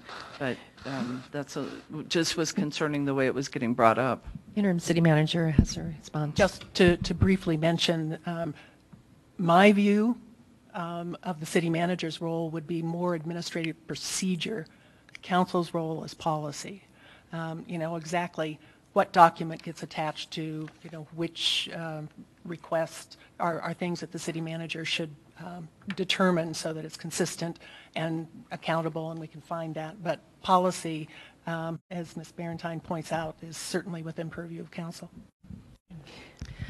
And I do believe, if I may, when I started to talk about the grid, this is a lot of information and I understand that. I believe I did state that the items that are listed here would be part of an ordinance that would come forth for approval by council. Mm-hmm. Right. Thank you. I appreciate all the work that's been done on this. I found this very clarifying. It would be helpful to realize for everyone what triggers what at what point. And although you can read that in some ways, and what we have, this kind of picture, kind of visual, I think is really, really useful. I don't have any trouble with any of the things that are being proposed in here, except for the adjustment of not having the mayor be the one who, I would love to see it have a second person if we're in an emergency situation where we really absolutely can't pull everyone together. But otherwise, I would like to have written in here that council is called together for a special meeting to make a decision within 24 hours. If we can even, sort of write that in, I think that would be clearer to everyone. And it would prompt us in the future when that does happen that, hey, that is what we said we would do, or that's what councils have said in the past. Any other feedback? So the next step of this would be that you would bring this forward and... Yes, just based on the information that we've shared here, we would bring forth an ordinance that outlines what we've just discussed here with the changes that you recommended tonight. So that would be the next step forward. Okay. Councilmember Barentine. I would like to see the ordinance come to a study session with the changes prior to going to council. Okay. Others want to weigh in on that? That makes sense. Anybody in opposition to that? No. All right. So, great. This is worth taking time over and making sure we all agree and feel like it's... Thank you for all the work. I know you've been working on these for hours and hours and a lot of staff time. It's been so much fun. Well, it's kind of like tidying up that little, it's like people really like to tidy things up, and you're helping us do that. But more than that, I think you're helping us be much more thoughtful about some of these things altogether, so I appreciate it. Thank you for your Let's take a quick- suggestions. Yeah, let's take a quick break. If we can make it 5 minutes or so, that would be wonderful.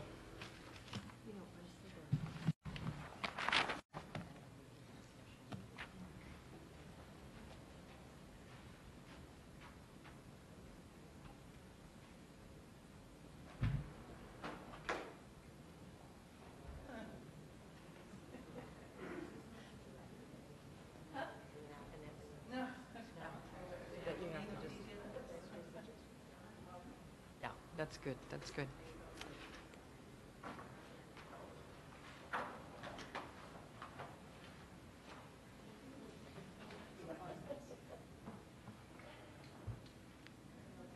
So how are you?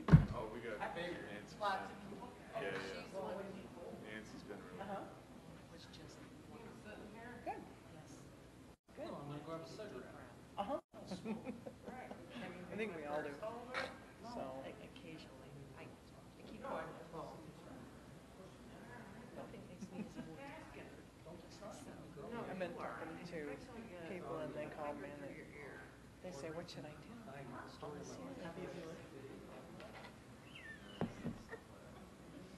I pull up pretty good though, right? A little bit.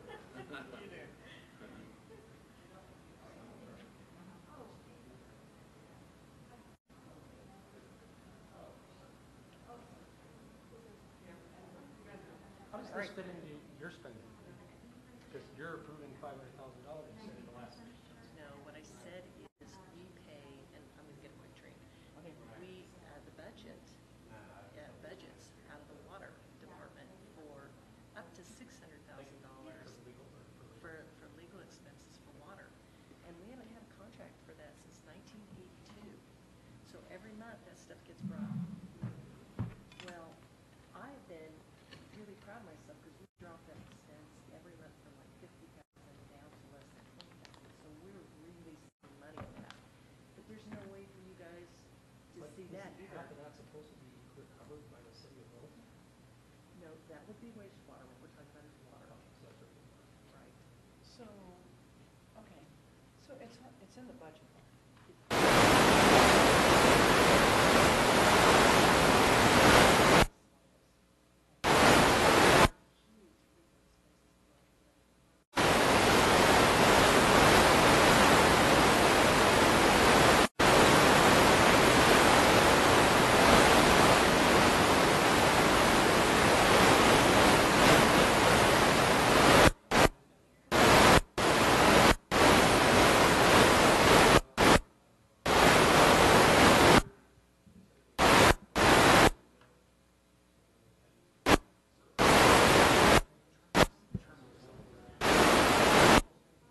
Off one at a time.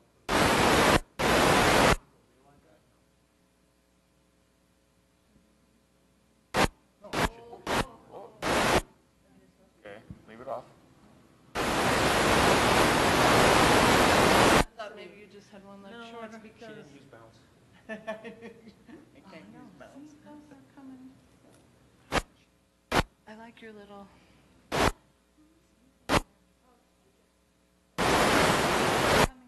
I don't know what's causing that.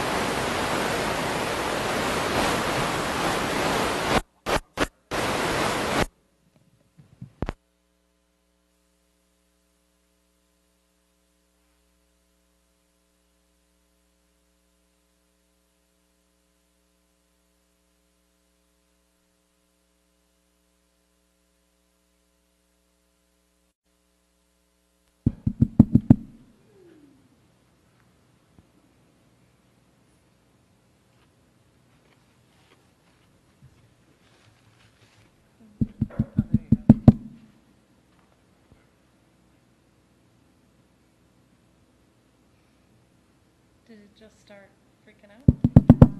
Yeah.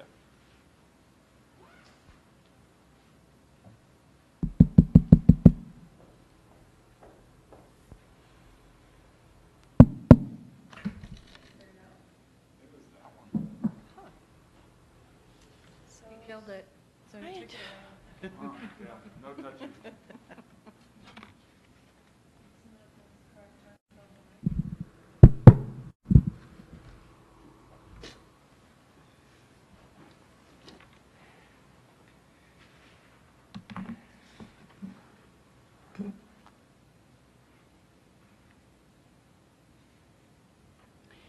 Ready to go? Where's Allison? Sure. Okay. Can I get coffee? Oh.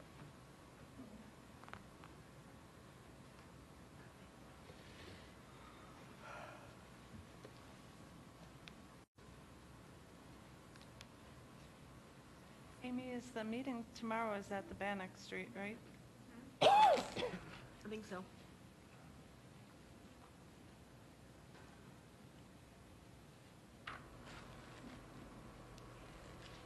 Do you know where Allison is?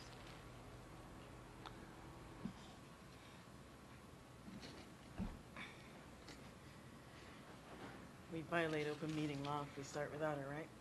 Well, she's in, no, she's Oh, she's the one presenting. Right. Even more. No, I'd start without.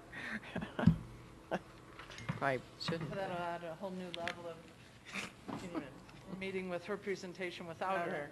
Two levels, we would be wrong. Well, perhaps while we're waiting for, I can tell you all that the times that we're looking at for the EAF interview firms are the 13th or the 21st of March. So if you could save both of those, we are now checking back with those firms to make sure that they can do it then. So I'm hoping it's the 13th because I think Councilmember Sierra may be out on the 21st. So we're asking really strongly for that one. No, actually, I was going to say the 21st is actually the same night that we have the overlay conversation. I plan to be Oh, on. you're right. I plan to be there for that. Oh, we have to do that. Yeah. Are you? Sorry, Yes. Councilmember, sorry, which conversation? Just a neighborhood meeting on the overlay. Gotcha. Thank you. Yeah. Yeah, what were the 2 dates you provided? The 13th of March and the 21st. Dang.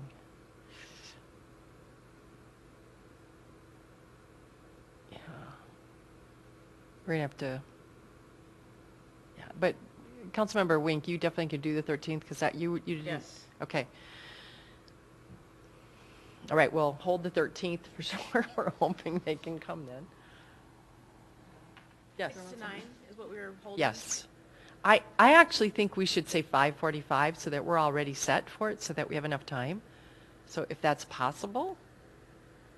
But Director Hargrove also has, oh, times, yes. Do that at the end of the meeting as Okay. well. All right, thanks.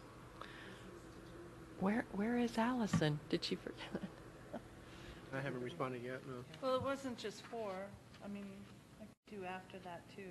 Okay, whatever's your preference. Right, yeah. Oh, yeah, plenty. Great. City Attorney is here. We're ready to start. No, you're in charge of this one. Hey, Amy, you and I are the only ones so far. I guess we give first dibs. You're her. All right, this is item number 6, revised council policy manual. City Attorney Allison McKinney Brown is here to answer questions, discuss the revisions.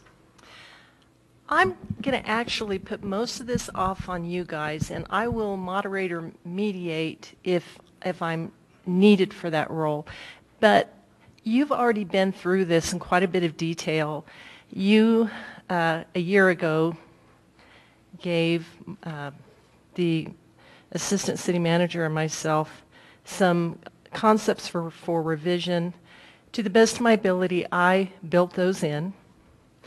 You also asked about a couple of looking around and seeing what are other cities in our area doing that might be a little different from us.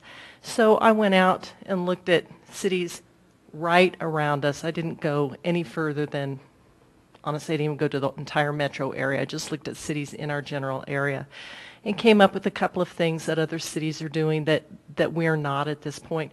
But I focused on things that might have been issues for us in the past year and a half. Again, these are just my ideas. This is your policy at this point. And what I'm hoping is we're to a point where you can, by consensus, vote up or down each one of the sections. If there's something in the section you just can't live with, well, then vote it down. But in that way, maybe we're able to bring at least a portion of a new policy manual back for you guys to get moving on. We get a lot of questions, not just from all of you, but from the citizens about these policies. And because they've been hearing about the new policy manual, they're always saying, is this the new policy manual or the old one? We are working with the existing policy manual until you approve some new versions. So I'm going to step back and let you guys cuss and discuss and see what you can come up with. Did you say that? So when you, thank you, City Attorney, when you think of sections, you're thinking of Section 1, Englewood City Council practices, so the Kells rule, Garrett, Woodward, and all those. So take those in chunks is what you're suggesting we do, right? Yes. Okay, so Council, you're okay with that? We can just kind of move through these. In any objections to the Englewood City Council practices? Rita, like the Rita rule? Not mine. I know it's not. If you vote those up, we're going to change those from practices to actual part of the policy, because right now they're the most discussed part of the policy, and yet they're not actually part of the policy. So if this is something you guys give us the heads up on, you'll notice that they are actually adopted. So given those five rules, any concerning? We hadn't really tweaked them much at all, so they're all right. Looks like those are fine. The second section is the establishment of City Council policy and procedure. This is telling us what we can do. Any issues there? Seeing none, then we move on to 3. Officers and employees, the presiding officer, the role of the mayor, pro tem, temporary chair, city manager, attorney, clerk. Any issues there? Councilmember Cuesta. I'd be remiss if I didn't take advantage to say that I do still think that turning the election of mayor over to citizens, converting one of the at-large seats, I think would be very popular. I think it would be good for council as well, if that was taken out of the hands of council. Much larger conversation. I'm happy to revisit that with anybody if they ever game to it. Secondly, and this was more out of my own memory, were you sworn in by a judge? I noticed that was worked into the language. Have we had a judge typically swear in the mayor? That's in this policy. Yeah, I actually saw that too. We've never done that. It's in the current language, so I just kept it. Gotcha. Thank you. Do we want to do that? I couldn't recall if that had happened, No, and it I'd did forgotten not a judge happen. showing up and you not. I was more concerned about my own memory, truth be told. Whether it's there or not isn't a great difference It's never to me. happened in all of the 10 years I've been on. Councilmember Martinez? I kind of like the ceremonial aspect of that, so I think we should include that Okay. just for ceremony purposes. Councilmember Wink? Thanks, Mayor. Beyond ceremony, if there's anything that the mayor says that's different than what he or she said as being sworn in as a council member, then we should do it. I imagine there's no difference, which is why there's not been a firm practice of it in the past.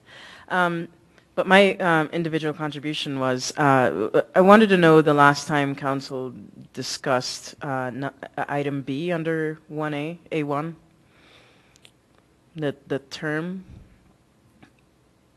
I'm sorry, presiding officer, A1B. A, mayor, and then B, term. A mayor shall serve for 2 years unless removed by action.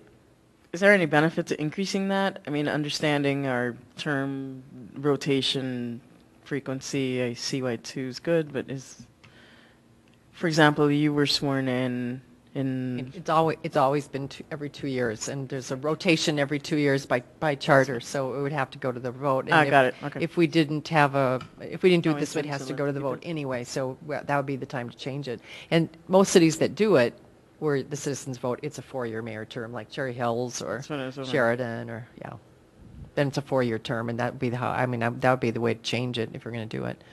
Councilmember. Section 24 says after each general municipal election, the council shall elect their own mayor. So at this point, by charter, you're stuck with the 2 years.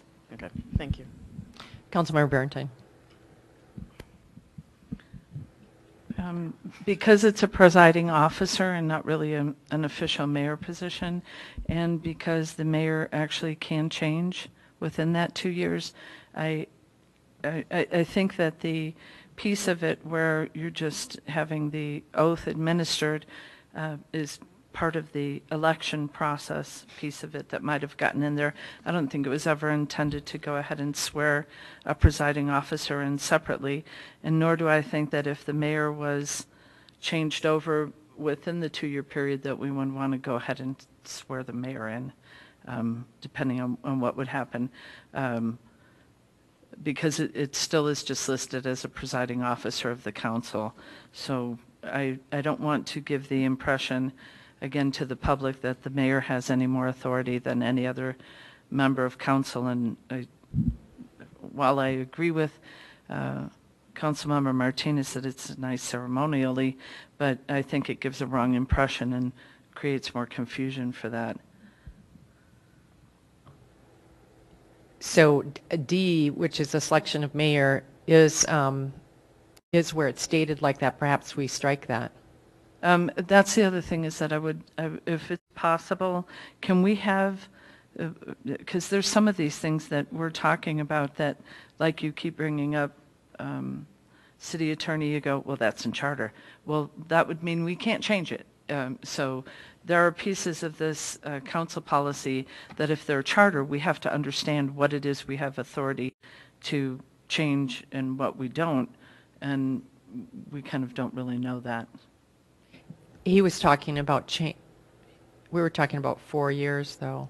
Yeah, so you'd want to know that if we were. No, there's been 3 times, well, twice already that she's brought up, no, that's in charter, or the mayor thing that it's sworn in, or there was another one where it's every 2 years, it's in the charter, and we're not really being identified in this policy manual what's charter and what we have authority to change and what we don't. So we might want to have at some point at least the sections maybe in a different I don't know, underlined or whatever, so that we know what it is we can change and what we can't. City Attorney, do you want to respond to that at all, or? One of the red lines that I gave you about a year ago showed charter and law and all of that in the comments section running down the side. But I think what Councilmember Barentine is suggesting is she would like it built directly into the code where there's a reference to charter or state law. And Get a clarification, not code, but the policy manual? yeah. Oh, okay. So I'm hearing that she wants that extensive change, which if, again, there's a consensus of the council, they want that extensive change, we can put somebody on it. So I'm a big fan of footnotes. To me, it would be more of a footnoted kind of thing, and this is according to charter when it's there. So at least at the bottom of the page, we'd see, there's, okay, we know that one can't be changed. Question then? Sure. I believe a significant portion of this is actually straight out of the charter, and because there's probably more of this in the chart, because I believe that there's more of this that's actually charter language than policy authority, that we would just be better to either just underline it or identify it within our policy so that we know what's in the policy when we're looking at it that's actually dictated by charter, because I think majority of this is charter. Thank you. I'm not sure which of you did first, Councilmember Wink or Cuesta. You guys figure it out. Thank you. So point 1 of 2, I agree with Member Barentine. I think it would be an exhaustive exercise to footnote everything in this entire thing that's in charter. It seems like the reverse would make more sense, or some other underlining she was suggesting. Okay, I'm in agreement. Secondly, we have short of 30 minutes to go over zillions of pages. So do we want to attack a strategy? Yes, I'm taking them section by section. So just we're go on as far as we go and then we stop? Are we Yep. time boxing this? I just don't want to be here till midnight. I have a work meeting. I'm watching. Okay. We'll keep going until we get done. Until Are we... we sticking to the agenda time then? Yes, we will. And so if we have to end, we will end. Okay. I think everybody wants to be out of here before 9 tonight, right? So, yeah, so we're still under the section 3. So I would like us to remove that being sworn in by the judge if that is not a part of the charter, because we have never done that, and unless we all think that that's really important.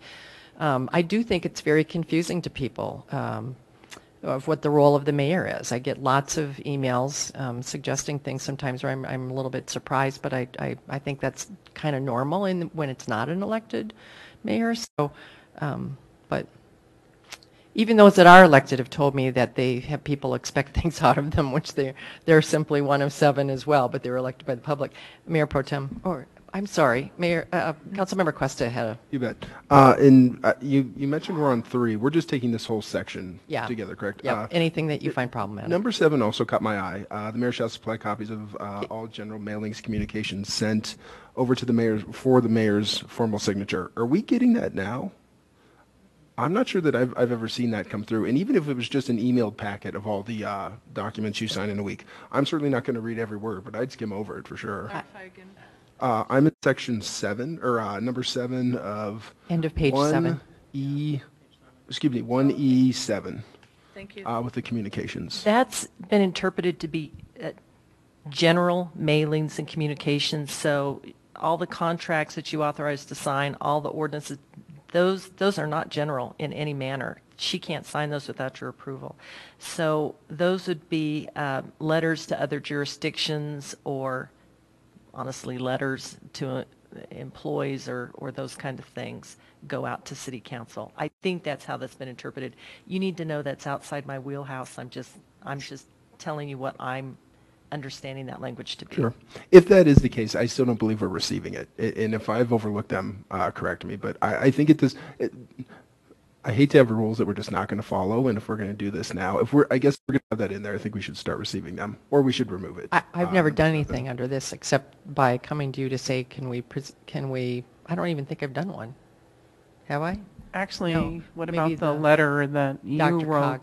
Well, and to staff, Right. regarding what council has been doing. Email to all staff would probably be an example, and we've sent those all to you asking you if you want. So really isn't anything I've done, but I do think this is confusing, so I'd put a question mark by it. I don't know if people know what this means and what exactly would be an example of it. I have no problem striking it either, but I agree. Right now, I feel like I should be receiving something, and I'm not sure that I have. I can just forward you all my email. I would do that for people in your area, but maybe we just clarify that a little bit, make it clearer. I'm fine with clarifying it, but I really want direction from council on what language What you're is looking it? for. So I do know, like, such as with Dr. Cog, everything's come before you. You've seen those, okay? Those are the only things I can think of that we have done. Although there was an initiative on the state ballot that we were being asked to do. I sent that to you all asking, and we said no. So I didn't do anything. There's nothing else where I've signed on behalf of our city or a proclamation of any sort. Proclamations have come before us. There really isn't anything else. That's what this is about, but because you've asked that question, I had a question mark there too. I'm not sure people understand what this is. Sure. So I don't know how to rewrite it in a way. Maybe we just have to wordsmith it a bit more, but you sure? I actually think part of the problem is that the mayor is correct. I don't believe we've had any. And so since it does kind of read as if there should be some communication coming to us that isn't coming, but I think the mayor is correct. It hasn't been happening, so that's why we're not getting it. And so there's been so few things that I'm not sure it's a regular process unless we could put it into some kind of regular section and just say nothing. Maybe that would help it. I don't know how to clarify when there's nothing to be brought forward. Well, and I guess that would be to my point where, like, I don't think everybody's like kind of, Right. Guessing at it. To me, if we're going to have the policy there, we should say, we should just have something. I think we should have this. There's I'm no all for doubt it, in my too. mind. But just know, when I first said at least 1 week before, I thought it was every week. Wait, what? No, that's 1 week before. And so we make sure that you've got it before then. So I don't know if you can think of another way, Mayor Pro Tem, and then And I actually agree that it needs to be in there, because then if the mayor quit communicating with us, we would have no policy. So Right. I think that you're doing what you're supposed to do.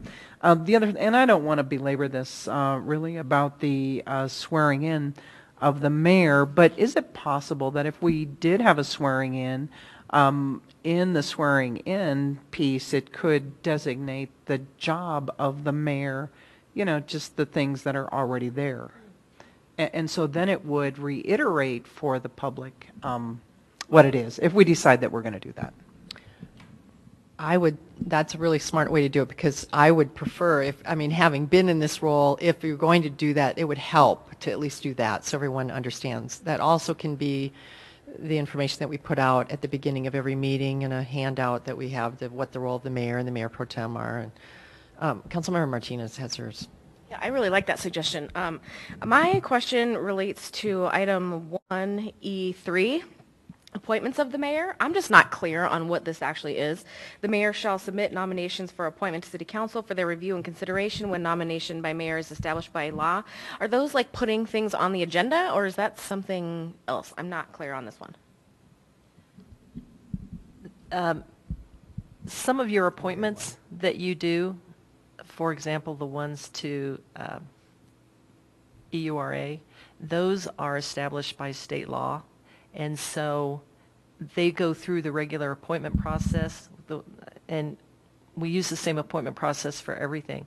But notice that it comes forward as basically an appointment, and then city council approves it. Those kind of appointments are only established, as far as I can tell at this point, through state law, and other than the ERA, off the top of my head, I'm not recalling any others. I think when this was written, there might have been broader expanse for that. Okay. So I guess I'm just wondering if we need to leave it in here, or if it needs to be more specific, if it's only impacted by that one group, or if it's all like all boards and commissions, or all whatever. I don't know. Could we use the language specialized appointments or something that makes it sound like I'm not appointing everybody to every board and commission, or the mayor's position isn't doing that? Because that's not what we do either. Make a qualification pertaining to state law as your mic. Attorney. Maybe make a qualification about it pertaining to state law as Attorney McKinney Brown just mentioned. I think that would distinguish it quite differently than any other appointment or nomination. Member Martinez, I missed which number that is again. I just lost my 1E3. 1E3. Yeah, still under the mayor. Okay, yeah, there, thank you. I just got off the page and I couldn't find it again. Right. Councilmember Barentine. Oh, sorry, Councilmember Wink is first, and then. Oh, she was. Thank you. With regard to 1E7 again, communications, bottom of page 7, I see a trend in our discussion, and it seems that a lot of this language is a little vague and just needs qualification. And our attorney is asking us for the specific guidance in terms of how we want her to make adjustments. I mean, so we were talking about all general mailings communications for formal signature. I mean, it seems like this is really referring to a certain kind of, like a communication that's a decision-making communication on behalf of council. It feels like that's the kind of communication it's referencing, right? Based on what we said earlier. Can we just not qualify it in that way and just make it blatantly clear? Yes. I mean, I would assume in my mind that a mayor would be thinking on behalf of the entire council. So I'm trying to figure out how can we word this in a way that in the future everyone will always Nobody's see assuming. if they communicate from the city as the mayor, that they will be thinking of it in context of the entire council they're representing, not just themselves. It's a little weird because everything you do as mayor is on behalf of the city, but there's No, but specific documents that we were talking about a minute ago, right? That are a little different. Yeah. So maybe it's decision making or on behalf of the council that at a later date. I mean, now it's getting wordy, but that at a later date is presented and shared with council, something that we don't Could need we to be a earmark part this of. one and then just sort of play around with it a little bit and then bring it back? Because Okay. we're going to have a couple of others. But I think you're right. Let's star this one as maybe needing a little bit better communication. And then also, to finish out this section, do you want to have the mayor sworn in by the judge or not? We heard one no, we heard others. So say yes. Councilmember Barentine, do you want to speak to that? Or I know you're probably asking another question too. The mayor isn't going to get sworn in different than they get sworn in for council, so it seems somewhat redundant to go ahead and say they're not going to have a specific swearing in. The wording isn't going to be any different than what you get sworn in as a council member. So I think it just actually is referring to that the mayor is sworn in as a council member. So there isn't a special mayor swearing in verbiage. So Okay. I think that becomes redundant. The section on the communication, I believe that we have to kind of identify what's informal. I think if you're sending a thank you note for somebody doing something, or let's figure out what the informal purposes would be and whether that's clogging it up for you. Otherwise, we would need to just take the informal piece out of it, because if it's only for formal process, then we already handle that through council. If there is any communication that's considered informal, then I would like to know what that is and whether it's clogging up any system. As for the appointments by the mayor, the Englewood Housing Authority is a body politic of its own, is in HUD rules is done. You sit on that board at the appointment of the mayor. So that's the second one. So we need to make sure that we understand which ones that we would be talking about. But I actually think that the verbiage here is trying to take care of that. And that's for any ones where the mayor is appointing them by establishing them by law, that you're supposed to bring them forward for consideration to the council. The method we've been using for the entire time is the same process we use for everything else. So I really don't think anything needs to be changed there. I actually think that was an attempt to clarify that if the mayor has something by law to appoint a board, that they're going to go ahead and bring the process through to council. And I'm pretty sure that those are the only two, but there might be some others, I don't know. But I think that that's trying to take care of that, so that the mayor isn't just appointing or not appointing on their own, and that they have a process through council, which we've already decided. So I don't think we need to change anything with that. Those are my three. Okay, great. And I think the city attorney confirmed that already. So I'm just going to go back to say, so do you want the mayor? Well, Do what we I was gonna remove that say, language so or not? If it's in charter, then I would agree with Mayor Pro Tem Russell to add that wording. But otherwise, if it's not in charter, we're great. striking it. All right. Member Martinez. I don't think we need a swearing in, but I do think we should take the opportunity to Mayor Pro Tem's suggestion of outlining at that point when that decision is made what the mayor's role is. I think that's a really smart suggestion. Councilmember Questa, any weigh in on that? And I would agree. If the body was for a swearing in, I can support that. I wouldn't necessarily lean toward it. But I absolutely agree that an overview of the roles and even the boundaries of the mayor would be good for folks to know, because I agree. I think sometimes folks think you have endless boundaries, and I know that's not the case. And clarification right up front would probably be helpful. Mm-hmm. Thank you. Mayor, Mayor Wink, Councilmember Wink. Talking about the mayor. You weigh in on it? Yep. Okay. Mayor Pro Tem. Want to say with that? Okay, great. And just a reminder that the mayor doesn't get sworn in every time there's a mayor, because, I was already on council, so there wasn't a swearing in that night, but new people were, so I think that's fine. So we will strike that in that. All right, so we're going to come back to communications. We'll come back with some new wording there.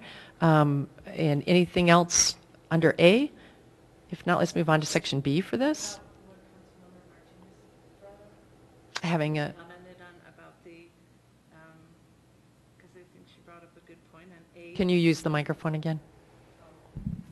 I have my glasses. On AE3, the appointments by the mayor. She had brought up, I thought, some, I thought that we said we were going to leave it the way it was. Isn't that what we said? well, Based on what I the- said, I didn't know. I thought whether that's what the anybody city agreed. attorney said, but are you okay with it? I don't know what we said, but I still don't think it's very clear. I think if there's a way that we could make it more clear, if there are specific instances that it needs to refer to, I think that would help clear it up. Have you noted that one already? Okay, great. She's going to bring it back. Thank you. Section B. City manager, attorney, clerk. Any problematic language there? No? Okay. Then on to meetings. Order of business. We do not have, we have this recognition of scheduled and unscheduled. We've never had in our, doesn't say that part of our business is responding. It's been sort of our practice in the last few years, and it's been different when I first came on. So I just want to make sure that that's not in our actual policy book, that we're doing it one way or the other. Mayor Pro Tem. So do we want to put it in the, I mean, because we're still practicing I at least wouldn't. one, you just want to leave it this way? Whatever. The only thing that I have is under B, meetings open to the public. It says all meetings of a quorum or 3 or more members. So that, that is or is it supposed to be of 3 or more members? That's right out of state law. So I'm using the exact language of It state says law. or 3 or more. Okay. So maybe in this case, we need red line for when it's on ours and yellow highlighting when it's from the state or whichever we think is more powerful. You know, the way this was originally written, it just weaves the state law and charter into it. That's why, if you'll notice above the mayor, I actually went in and included exactly what the charter language is about mayor as Section A, so that you could track yourselves those little phrases and pieces of B, C, D, E, and F that come right out of Charter 24. I cut most of the stuff out of open meetings because you all said a year ago as much law as we could drop out of policy, we needed to drop out because you're already bound by law. And so I tried just to keep in the barest reference to remind everybody that this is something that we all follow, but not try to restate the law. Right. Councilmember Cuesta. Thank you. On the executive session, which would be, let's see here, B5. We need 5 to go to executive session when we have 7 here. Is that correct? When you have 7, you need 5 people. If 6 or 5 are here, which is still a quorum, you would need 4. Is that outlined in the Colorado Revised statute that's cited there? Yeah, as a matter of fact, one of you in the last 2 weeks sent me a question about this. I don't remember who it was. And the question was the way, let me pull this up. I think this is really important. And the reason I asked the question as well is I think I've had citizens ask me about that. I don't think it would hurt if we could include those numbers that qualify for to go to executive session. I don't think everybody's going to go find CRS 24-6-402. So if it's a couple sentences that could be added to easily explain the numbers needed to go to executive session, I think it would be helpful for citizens. Mm-hmm. Thank you. Yes, I would be happy to do that. Councilmember Martinez. I just want to touch on the item in this section J3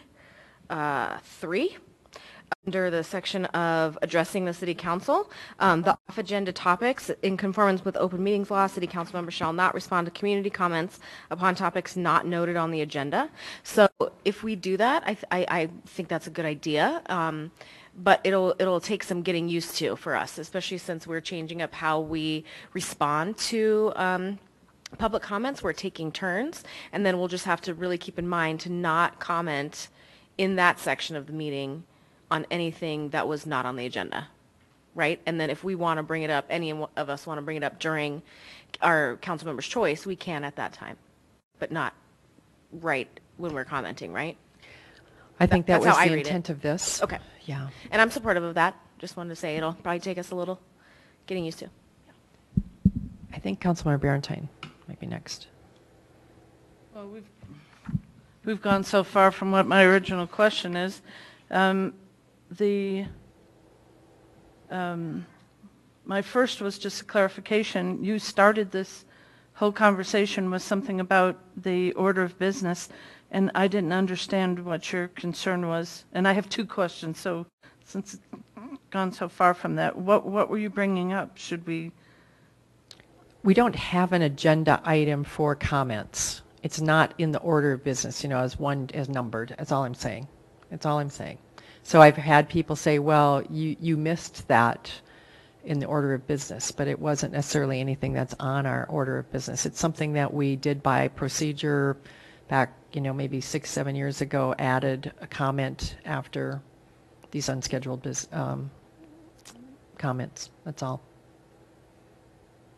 I still don't know what you're referring to. Are you referring to It's referring to, sorry, like, for instance, when you Monday night, you made comments and did council requests right after the scheduled and unscheduled. It's not actually an agenda item. The response to public comment, is that what you're talking about? I'm not going to be able to finish my question, so I'm just going to let that one go. And to that piece, I disagree with trying to in any way put the comments as off agenda, because I think that that's going backward to a conversation that happened a year ago on trying to corral the public into not being able to, or specifying a specific time when public members could comment. And the conversation, I believe at the time, was maybe at the beginning that they could go ahead and come and speak to council only if it was on an issue that was part of the agenda. And I think that ends up just being confusing. So I think as we're going through this new process to go ahead and comment on whatever they're speaking about, and we made a specific decision to go ahead and allow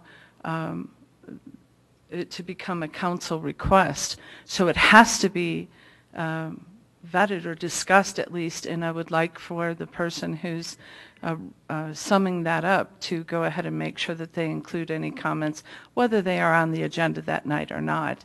I don't object to us going through and having one person do it, but I want to make sure that we're identifying the council request and that there's some acknowledgement of their presentation or their comments made by that one person. We've already eliminated the rest of council doing it. That's okay, but I don't want to ignore somebody that's come to speak or not at least have it be a public comment. So that's my opinion on it. Mayor Pro Tem. I probably, Oh. but I mean, I have some other things too that, So I would- what section are you in now so I can make sure right, because we've covered? they jumped really far ahead. Yeah, well, we were on order of business and then you went to meetings. Right. And So are we at one of those still? no, I was going to go on. If not, can to- you hold your thought for a minute? Sure. Does that's fine. anybody else have anything under those two sections? The order of business or meetings?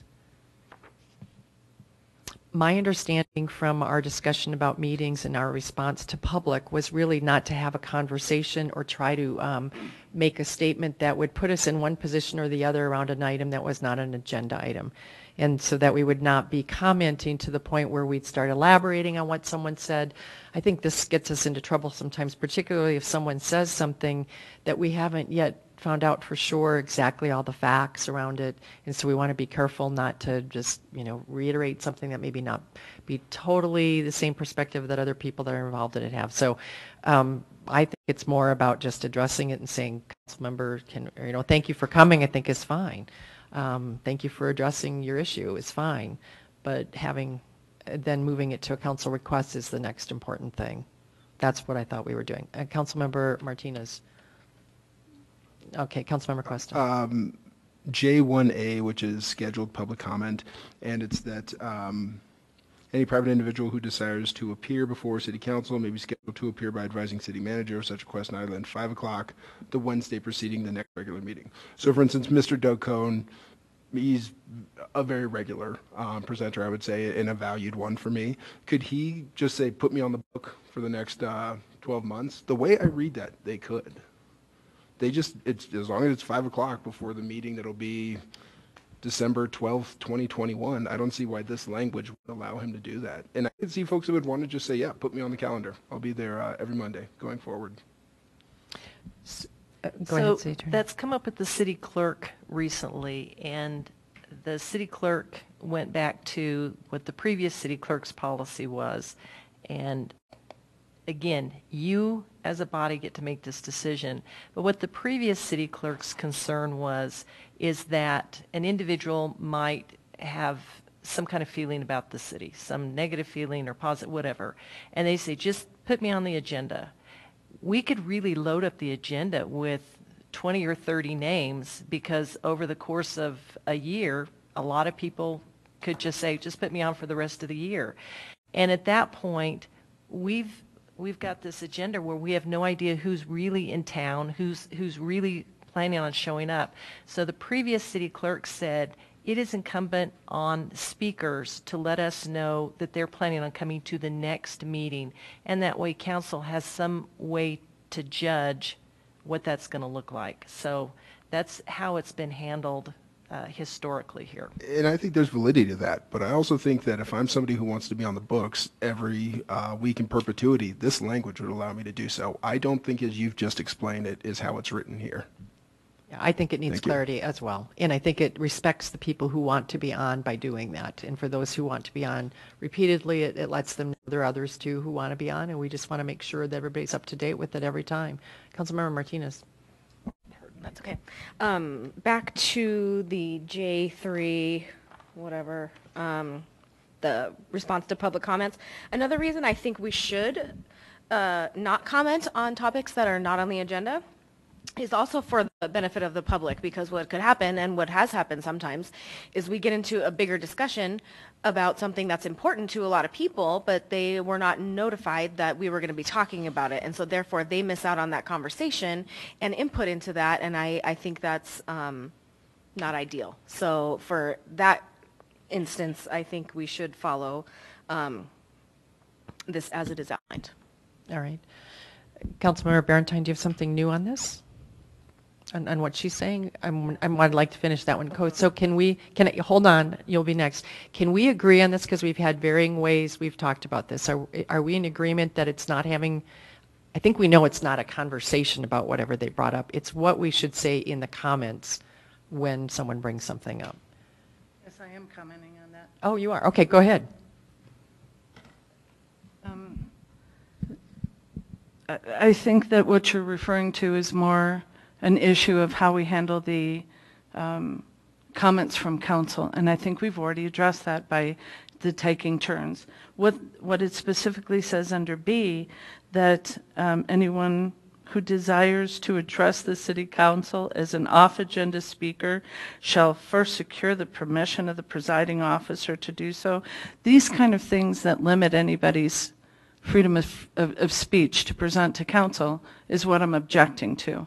And any time that we're going to take and make a decision that somebody has made a presentation off the agenda, that somehow we're not going to do a council request on it or have the person follow up and at least acknowledge their presentation, I think just becomes rude. The more specific issue of expecting unscheduled speakers to garner permission to speak on something that isn't on the agenda that night, I think violates people's freedom of speech and their ability to go ahead and address their elected officials. There's some serious problems with that section. And I would like to make sure that we get back to the executive session piece for what Councilmember Cuesta brought up, because we seem to be jumping around a little bit. I wanted to address Councilmember Martinez's comments directly first. Councilmember Martinez. Yeah, I'm talking about the off-agenda item topic items specifically mentioned in here and our response during public comments. It still says that we can, during our council member time, request a council request or ask it to be on a study session. So that doesn't preclude us from asking for information or study sessions that are not agenda related, just not at that response to public comment time. So, yeah, it's clear to me. Okay. I wanted to just clarify it. Councilmember Barentine. How, it can't happen because we have in here that they can't even speak about an issue if it's not on the agenda, unless they get specific permission. And I think that that's a serious problem that's in here. Totally, I mean, A different section of this. Yeah. what the section says is that they can't even present on it if it's not on the agenda. So if they can't present on it, then I guess no council member would be even commenting on it because they wouldn't be allowed to present on it. So I think it's kind of married to each other on how we're doing this. So we have to decide on one, whether we would even allow them to present on off-agenda topics, and then we can decide once we've allowed them, if we decide to, allow them to present on off-agenda topics, whether we would be allowed to comment on that presentation. So I think we have a problem in that A has scheduled public comment, and it doesn't say anything about what they can talk about there. But then under B, under unscheduled public comment, Yes, that's correct. Yes, I'm speaking. Thank you. I know. I'm trying to finalize this. The B one is the one that does say they can't, that limits what it is. And that's where I think we're unreconciled, and that's why I think we've had problems all along, because we've held to some of these in the past when I've been in council, and we haven't more recently. So we just need to decide, are we going to let them talk about anything they want for a topic in scheduled and anything they want for unscheduled? It's just the difference is 5 minutes and 3 minutes. And if we do that. So, again, this is your current language. Right. And how I've interpreted your current language isn't that you're refusing to let people speak, rather that you have the authority to set the amount of off-agenda time. For example, if you've got a really long agenda with 15 contracts and whatever else on it, and you say, we need to go home by midnight because after midnight we are no longer doing effective work for the city, then you can say, we're setting off-agenda topic or off-agenda speaker to 1 hour. At the end of 1 hour, if you're that late on the list, you won't be given permission to speak. You'll have to speak at the next meeting. That's how I've interpreted it. You've never in this city limited that section, but you do speak at several points within your existing policy to being allowed to limit the length of time for off-agenda speakers. Councilmember Martinez. Or Councilmember Cuesta. Okay. Whichever. Just one thing. I think, however this shakes out, I'm glad we're talking about it and going to kind of change it so it makes a lot of sense for everybody. Part of, I think, the struggle with this is that, especially with scheduled public comment, is they need to sign up to speak before our agenda comes out. So the person who signs up may or may not know if they're going to speak on an on-agenda topic or not. So there's that. That's really just that. Councilmember Cuesta. Thank you. I'm not seeing topic anyway in play here. It just says speaker in J1B, that unscheduled public comment, any person who wants to address council needs to secure the permission of the presiding officer. To me, by them signing up, they've done that. And it doesn't say they need to be on any specific topic. It just says scheduled speaker, off-scheduled speaker. I don't see anything that limits them to any particular topic. To me, it's as if they've signed up on that agenda, they can talk about whatever they want. Is how I'm reading that. Sure, but it's as an off-agenda speaker is confusing. I think, why do we even have that there? It doesn't even need to be there. Because they're not on the agenda, not that their topic. But I think this is where the agenda piece comes out, that people say, well, they're not speaking about something on the agenda, but they're on, yes. It's because it's not an item on the agenda versus being on the agenda or scheduled or unscheduled when they write it down, and then they are. on the agenda, but nobody knew that, right? So you see the I difference in understand the that way language? that you're understanding that language. Yes. I'm thinking of it as off-agenda meeting. Their name wasn't on it. They didn't call before 5 p.m. on Wednesday. Whereas yeah. you're saying is the I have subject of had, the agenda. right, for the I've night. had past council members tell me, why are you letting people talk about such and such? It's off agenda and you're responding and all of this, or others, not just council members, but others who think we're off base by responding to that. I'm like, we have never really followed this the way some people think we had. Maybe this is a matter of clarifying the language then. Yeah, I mean, we don't think want to so. limit people just to the agenda items, do we? I wouldn't think so. No, I mean, they're going to come out to, especially in the, yeah, I think either section they probably will be. Mayor Pro Tem. All I was going to say, when I read this, I interpreted it just how Councilmember Martinez said. They're on the agenda because they've called in before the agenda comes out. That's what being on the agenda is. Being off the agenda means they just come and sign up at, it doesn't have anything to do with the topic they're talking about. It just has to do that they weren't put on the agenda. So I think that we need to be careful about what off-agenda topics mean. I mean, that's how I read it, and that's what it meant to me. Well, we can leave it that way, just and clarify with people that that's what it means.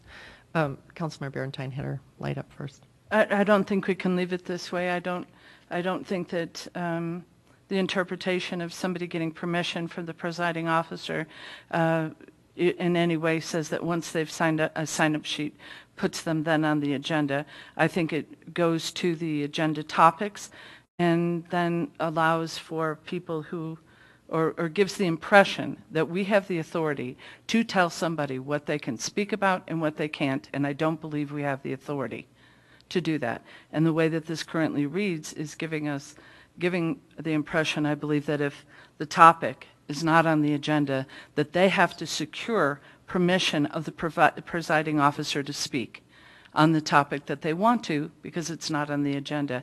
And I think that we need to take that piece out and clarify it. We have no authority to tell somebody what they can speak about and what they can't, whether it's on the agenda or not, and that's how I'm reading it. Otherwise, somebody would not need to garner the permission. Okay, great. I think we got what you're meaning. I think you and I read it the same way and others have not. I wonder if we can solve this by just saying scheduled and unscheduled visitors. Sure. And just say that rather than off agenda, on agenda, then it's just what it is.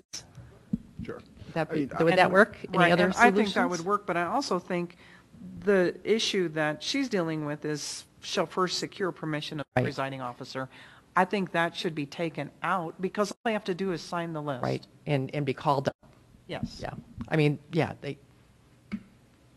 any other comments? I think that might even be worth revising too, that they've signed up that evening, just so that language is clear. I mean, to be explicit though, this council has never, ever, never limited what folks can address, never. And is this the current language or is this proposed language? So yeah, I think we've held to this now, that looser interpretation of it, that you've either signed up in advance, get the 5 minutes, or you sign up that night and get the 3 minutes. But clarifying the language might not hurt. It's just scheduled and unscheduled. It's not on topic or off topic or agenda. All right, I'm going to say we're going to stop here.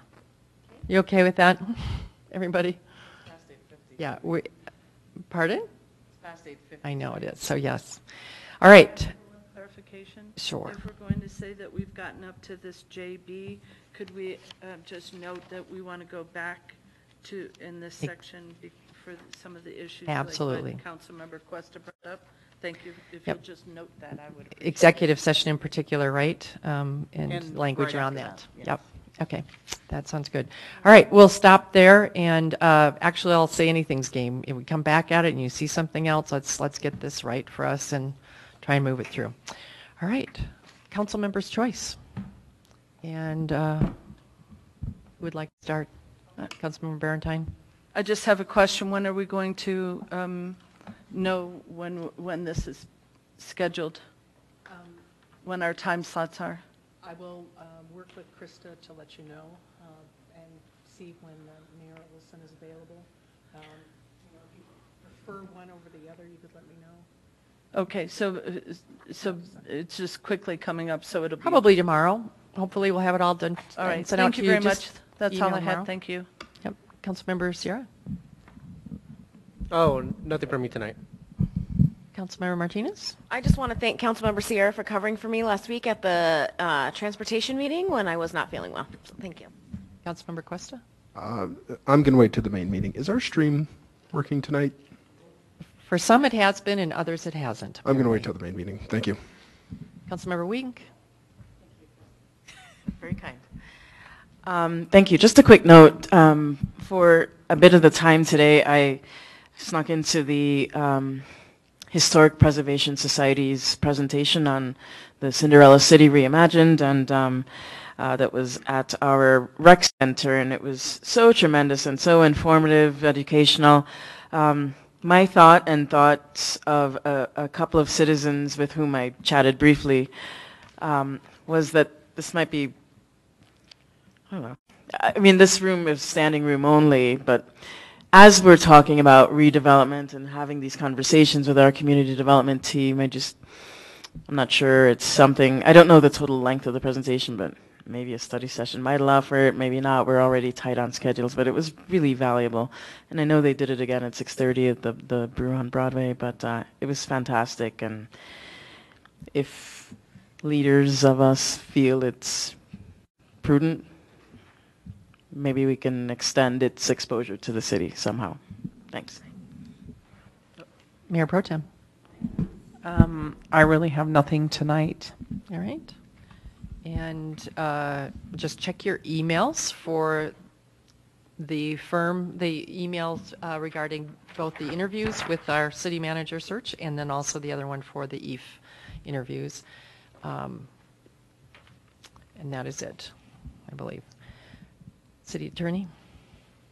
I mean, city manager. Whatever I am. I'm in another time zone. To Councilmember Wink's comment, the gentleman who's working on the Cinderella City presentation has been working with the library very closely about the possibility of reserving one of the meeting rooms down there for month-long presentations so that everyone could come and be able to enjoy it. So I think that's in the books. I'm not sure how quickly that'll happen, but it's very exciting. The other thing I wanted to mention is that there was a meeting today with the IT folks and the city clerk about microphones. I think we've got a solution for that one small piece of our communication issue in this room. You know, they're waiting for a quote somewhere in the $20,000 range to make sure that everybody has a high-functioning microphone. Just wanted you to know we're working on it. A question on that. If it's a problem with this room, could we at least temporarily maybe have our study sessions in that room where there are fewer technical issues? Is that possible? Certainly is at the council's pleasure. Yeah. Are there fewer technical problems? We've had technical problems in there too. So, I mean, I would hate to set up a meeting in there and we have a problem there and a problem. I mean, we might as well just try and get it resolved, but I'm not sure moving rooms is. So if it would be something that would probably require further conversation. I mean, it is up to council for sure, but it will take a significant investment to make this work as well as it should. And you know, you're absolutely right that we've had some issues, but trying to fix 2 rooms is, you know, definitely more expensive than fixing 1.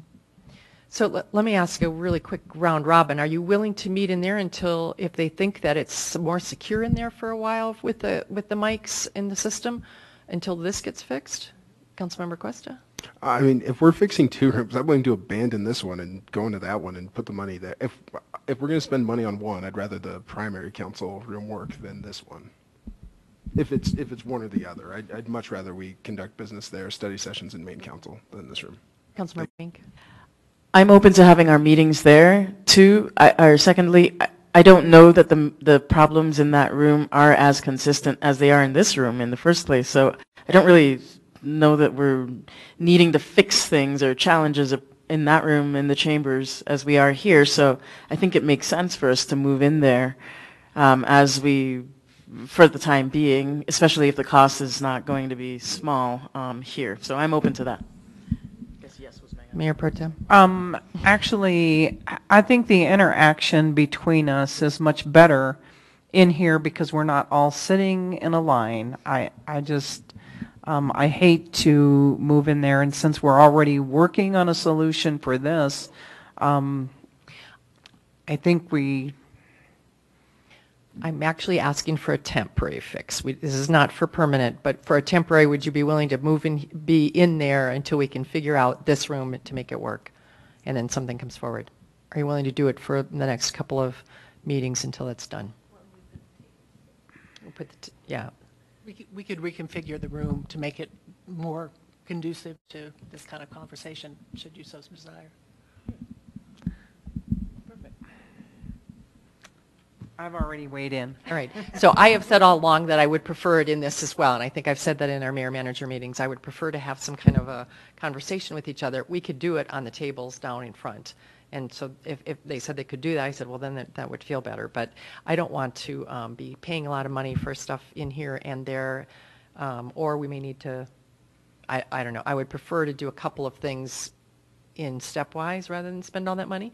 But are you willing to? Well, as I say, temporary, yes, I'd be up for that. But I'm also thinking the only time that we're in there communicating like this, we've had a couple instances where we were selecting these search firms.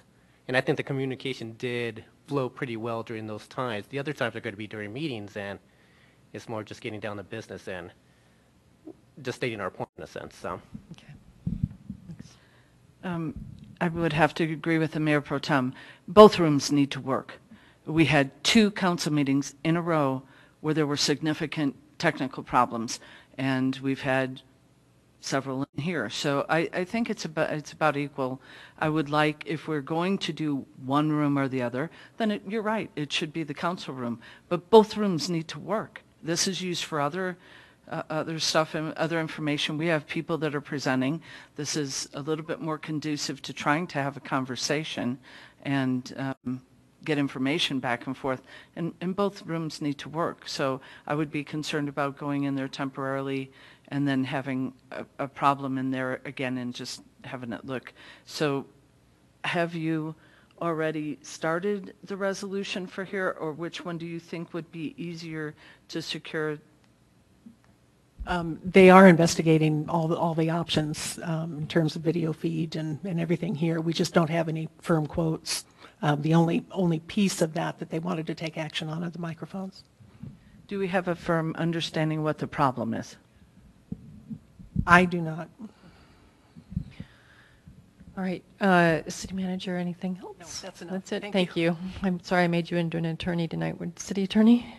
All right. This meeting is adjourned. We will see you all next week.